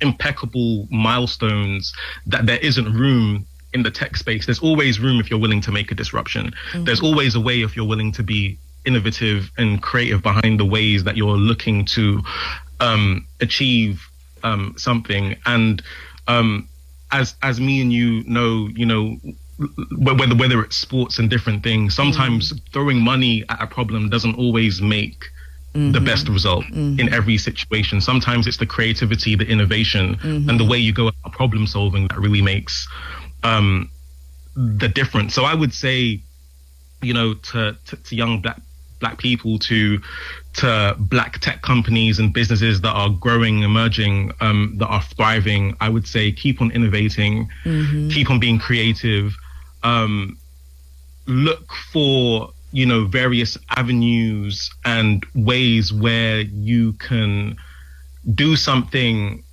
different, where you can perhaps utilize something that's already there to bring it to another level. Because sometimes the questions are always, I always say, between scientists and engineers and people, you ask an engineer and a scientist a question and they may give you a deep and complex answer because they're so used to answering complex questions. But really, sometimes the simplest answer is oftentimes the right one. It is true. Right. Tell our engineer at IRFM. Good morning, Mr. Wisdom. We always get complex answers. Thank you so much, Tristan. Really appreciate the work and really appreciate that you took the time out to help us to understand this better. We're going to be tapping in with you from time to time as we come face to face with this new technology, the convergence of the digital technologies as African people. Thank you so much, my nephew. Thank you. It's a pleasure. All right. Okay, Tristan Wilson there. A little bit about the DeepSeek. I'm sure that we're all interested in this to some extent. And there you go. Let me do this.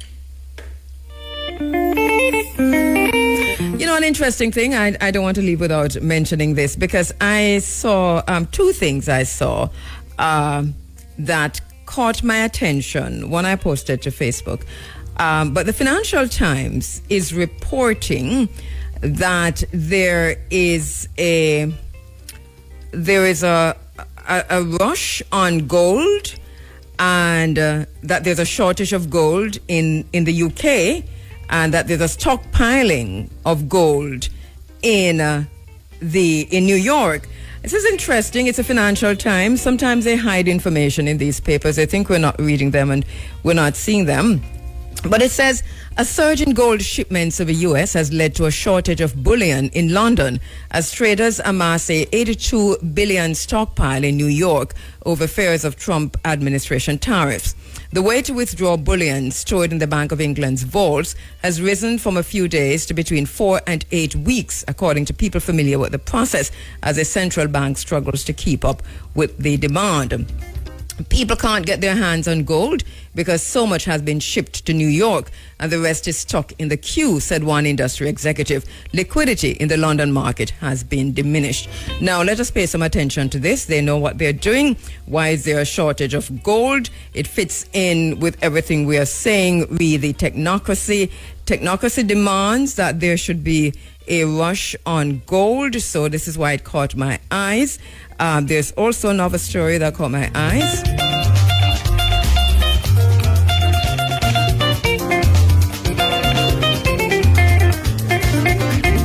Okay, just trying to find that, but it's another financial story, and I think the two are connected in a very serious way. So let me see if I can put my hand on that. But just to say, we're paying attention, and we really should. There's a red flag alert from the Lemkin Institute, red flag alert for genocide in the United States from Lemkin Institute. That is not connected, but I just thought I'd say that. All right, so hedge funds are betting millions, and this is hedge funds now we're talking about. Hedge funds are betting billions on market crash in America. So it's an interesting thing that's happening. Hedge funds have bet billions of dollars against Donald Trump's America amid fears of a market crash. Data from Goldman Sachs show there has been a surge in short bets against U.S. stocks, meaning traders will make money when they fall in value, in a sign of growing concerns about the market. So traders will make money when they fall in value. In January, investors have placed 10 times more bets on U.S. stocks falling than equivalent bets that shares in leading American companies would rise. This is according to the investment bank. It suggests many traders are sitting on huge profits from the chaos earlier this week when shares in big tech stocks slumped following a panic over the success of rival Chinese AI DeepSeek. The increase in short bets marks a major turnaround in sentiment from November, when hedge funds piled into long bets on U.S. stocks, predicting that they would rise. It is all part of the bigger picture of technocracy and its evil twin, transhumanism. So pay attention, it's all connected. We'll come back and talk about some of this later. But if there's a rush on gold, that should tell you something. We should be rushing gold to and silver and farming. Biggie, you're good though with the gold and the silver and thing. Silver and gold, I have Yes, silver and gold shall perish away? Silver and gold, I have none. You have none, but a good education will never decay. Right, and that them teach you. You see that's something they do. All right, and then them program the education in such a way so that we don't want no silver nor no gold. But we're in the time, food security, water security, security for our body, security for our farm, security for our family, a security time. As Brother Ajam will always say, sometimes you have to move for something and just hold something for sure that you can defend something. There you go. 2 minutes going up to 10 o'clock and we're saying goodbye. Thank you so much for listening in, for sharing, for being part of the program as usual. Really appreciate your feedback along the way. We see you on Facebook, we see you on the text, we see you on all the texts, as a matter of fact, the private and the public, and otherwise we see you in all the social media spaces. Thank you so much. Thank you so much. Remember our theme, we are on our own, reshaping the future of Africa and the Caribbean for our children. Making way now for the Biggie Inside of the Sunday Sunshine.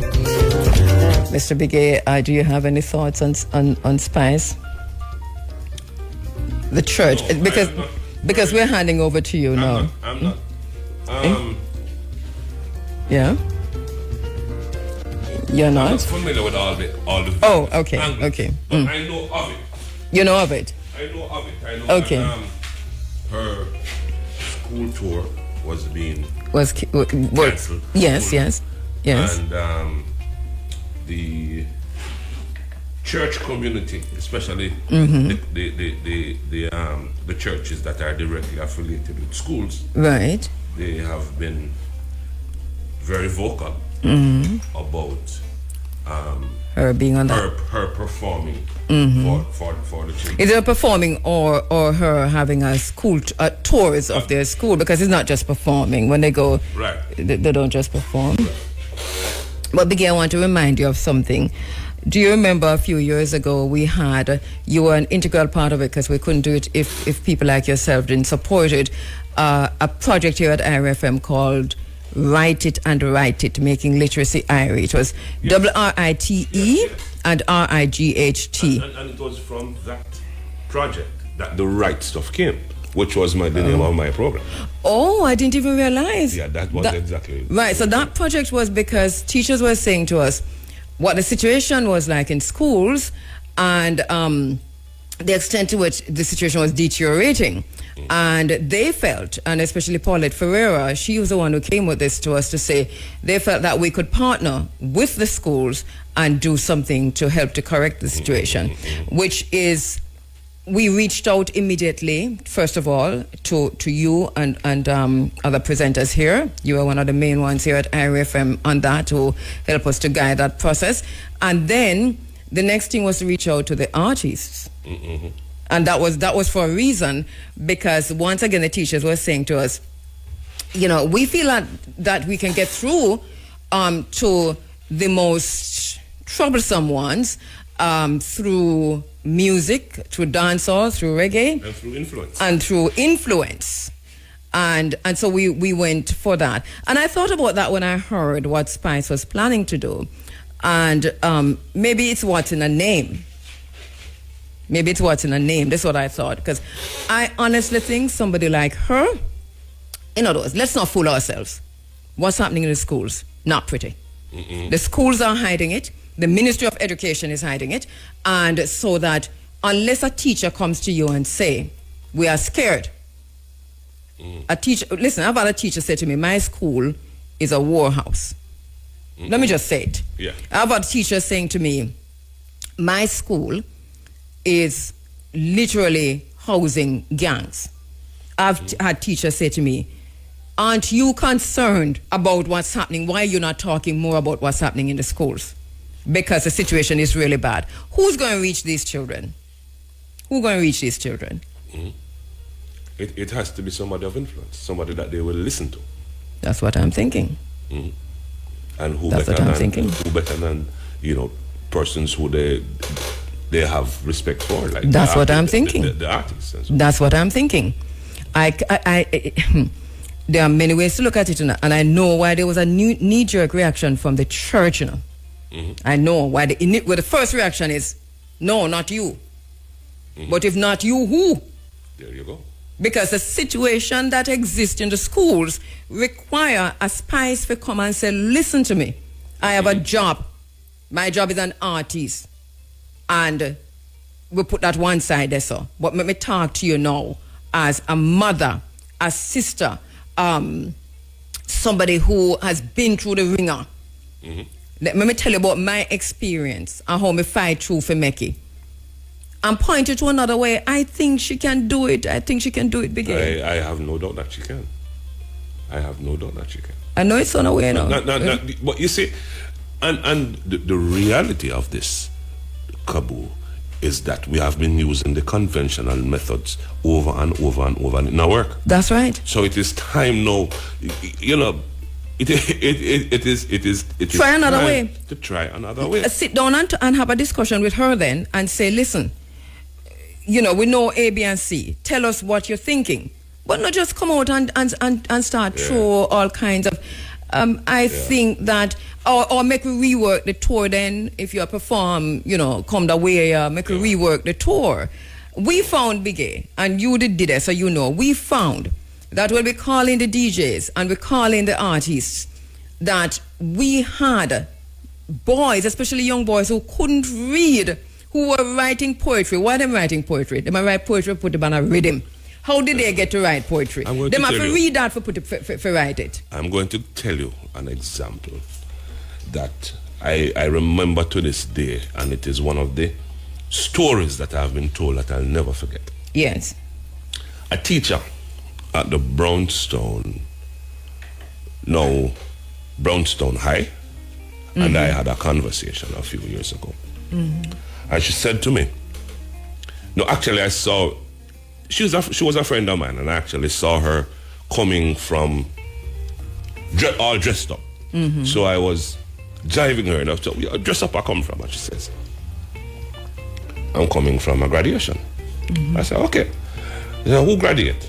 And then she began to tell me the story. She says, a few years ago, there was this failing student at the Brownstone High in, up in my community, right? That's where I come from. And she says, he was on the verge of being expelled. She tried everything in the book, right? Counseling, extra lessons, everything, and just not improving. She sent for him parents, she do everything. He was just not interested. Feeling everything, and then was on the verge of throwing him out. But teachers and I guess parents have a way of loving the most untoward picnic. The worse the picnic is, the more they love you. Something in it. They're trying to loving them to betterness. Right. And she said she had a special affection for this kid, and he is now on the verge of being thrown out. And she had a conversation with him, and she says, you're going out because there, for some reason, you're not improving, and you're not, and him want to go to. And she had tell me, and she says to him, Busy Signal would be very disappointed in you. And yes, remember now, he's not even interested in music, Right. She said to him, because Busy Signal went to Brownstone High. Right. Oh, he did? Yeah, he did. She said to him, Busy Signal will be very disappointed in him. And him eyes pop. And him say, why you said that, miss? And she said to him, you see that seat there why you sit on it now? Busy Signal used to sit on it. Goodness me. And the long and short of that story is that she coming from him graduation at UTech. You lie. She coming, when I saw she was coming from his graduation, this kid, yes, kid I hear you. got a degree in engineering because of that one sentence. Yes. No. And so when you're talking about influence, yes, it is stories like this that underscore what I'm talking about. We're too judgmental because, you see, the music aside, a lot of the music has permeated every corner of Jamaica, and the young people have tapped into the music. And influence is a word you're using, and I'm going with it. Spice, can do it. I think she has a heart to do it, and I think she has the means to do it. Well, I'd like to say something to Spice, We had a thing here, right? Are you a friend to Sotelhasa, we say? We had a thing here called Write It and Write It, Making Literacy Irie. Yeah, man. Would life would bring back that thing here if I even write just another space. Right. You understand? I think Spice, talk to us at Irie, because I honestly believe that you can make a difference in the schools. And let me tell you what the problem is. This thing about what them say, which animal them say a bird have them head in the sun and them bottom exposed. This is what is happening in Jamaica. Ostrich. We are pretend like say we don't know what going on in the school them. How we pretend like we don't know? We know what's happening in the schools. What's happening in the schools would frighten any of us. We understand it, we know it. I'm going to tell you another thing that we know. We're seeing the numbers of students who are leaving high school and can't read. We're seeing what's happening with our boys. You did a whole thing on our boys the other day. Right? So we're seeing that. And as Big A said before, we try everything. And if everything don't work, then make us see if this can work. And let's do it together then. Call Spice and work out a proper way to do it. Since fair way and a proper. Just as I say. Yeah, it is. So influence is an important part of it. Maybe if Spice did white and have flowing here, it don't matter what she say. That's true. So a part of that are racism too, and classism too, and colorism. But we have been trained to accept that over the years. You think you remember the white man that was here taking care of our children? Remember he was a criminal that escaped and come to Jamaica, hide out and in charge of the children. You know, remember that something happened last year or 2 years ago? No, but I won't disbelieve it. Yeah, it was in the news. It's because he was white. He was heading up a children's organization. Oh yes, yeah, I remember it. Yeah. Mm-hmm. Spice couldn't do that. Spice would not have been allowed to do that. She couldn't get in. But this man was a criminal. Look here, I'm going to leave the gay program to you. We have been trained. Yeah, according to Malcolm X, we've been bamboozled. Right, it is. Anyway, Mr. Big A, tell Spice, because you're sister. Right. Tell her I was a check way. I know she has heard. I can tell you that. All right. She has heard. Okay. She has heard. I just want to remind you too that remember that the right stuff was the program that started. Played a lot of writing stuff. The poetry. Yes. The poetry. Exact, the poetry. The dub poetry and you had the literary work was exposed. Coming from the children was exposed in your program. Yeah, man. That was how the right stuff came. Yes, and those boys were modeling you. None of them at the end of the day wanted to be Big A. These boys were not reading before, they were not writing before, but they were able to write poetry and have it performed and read on air. The story of Busy Signal will just tell you everything. Look here, man. About influence. Thank you, Big A, for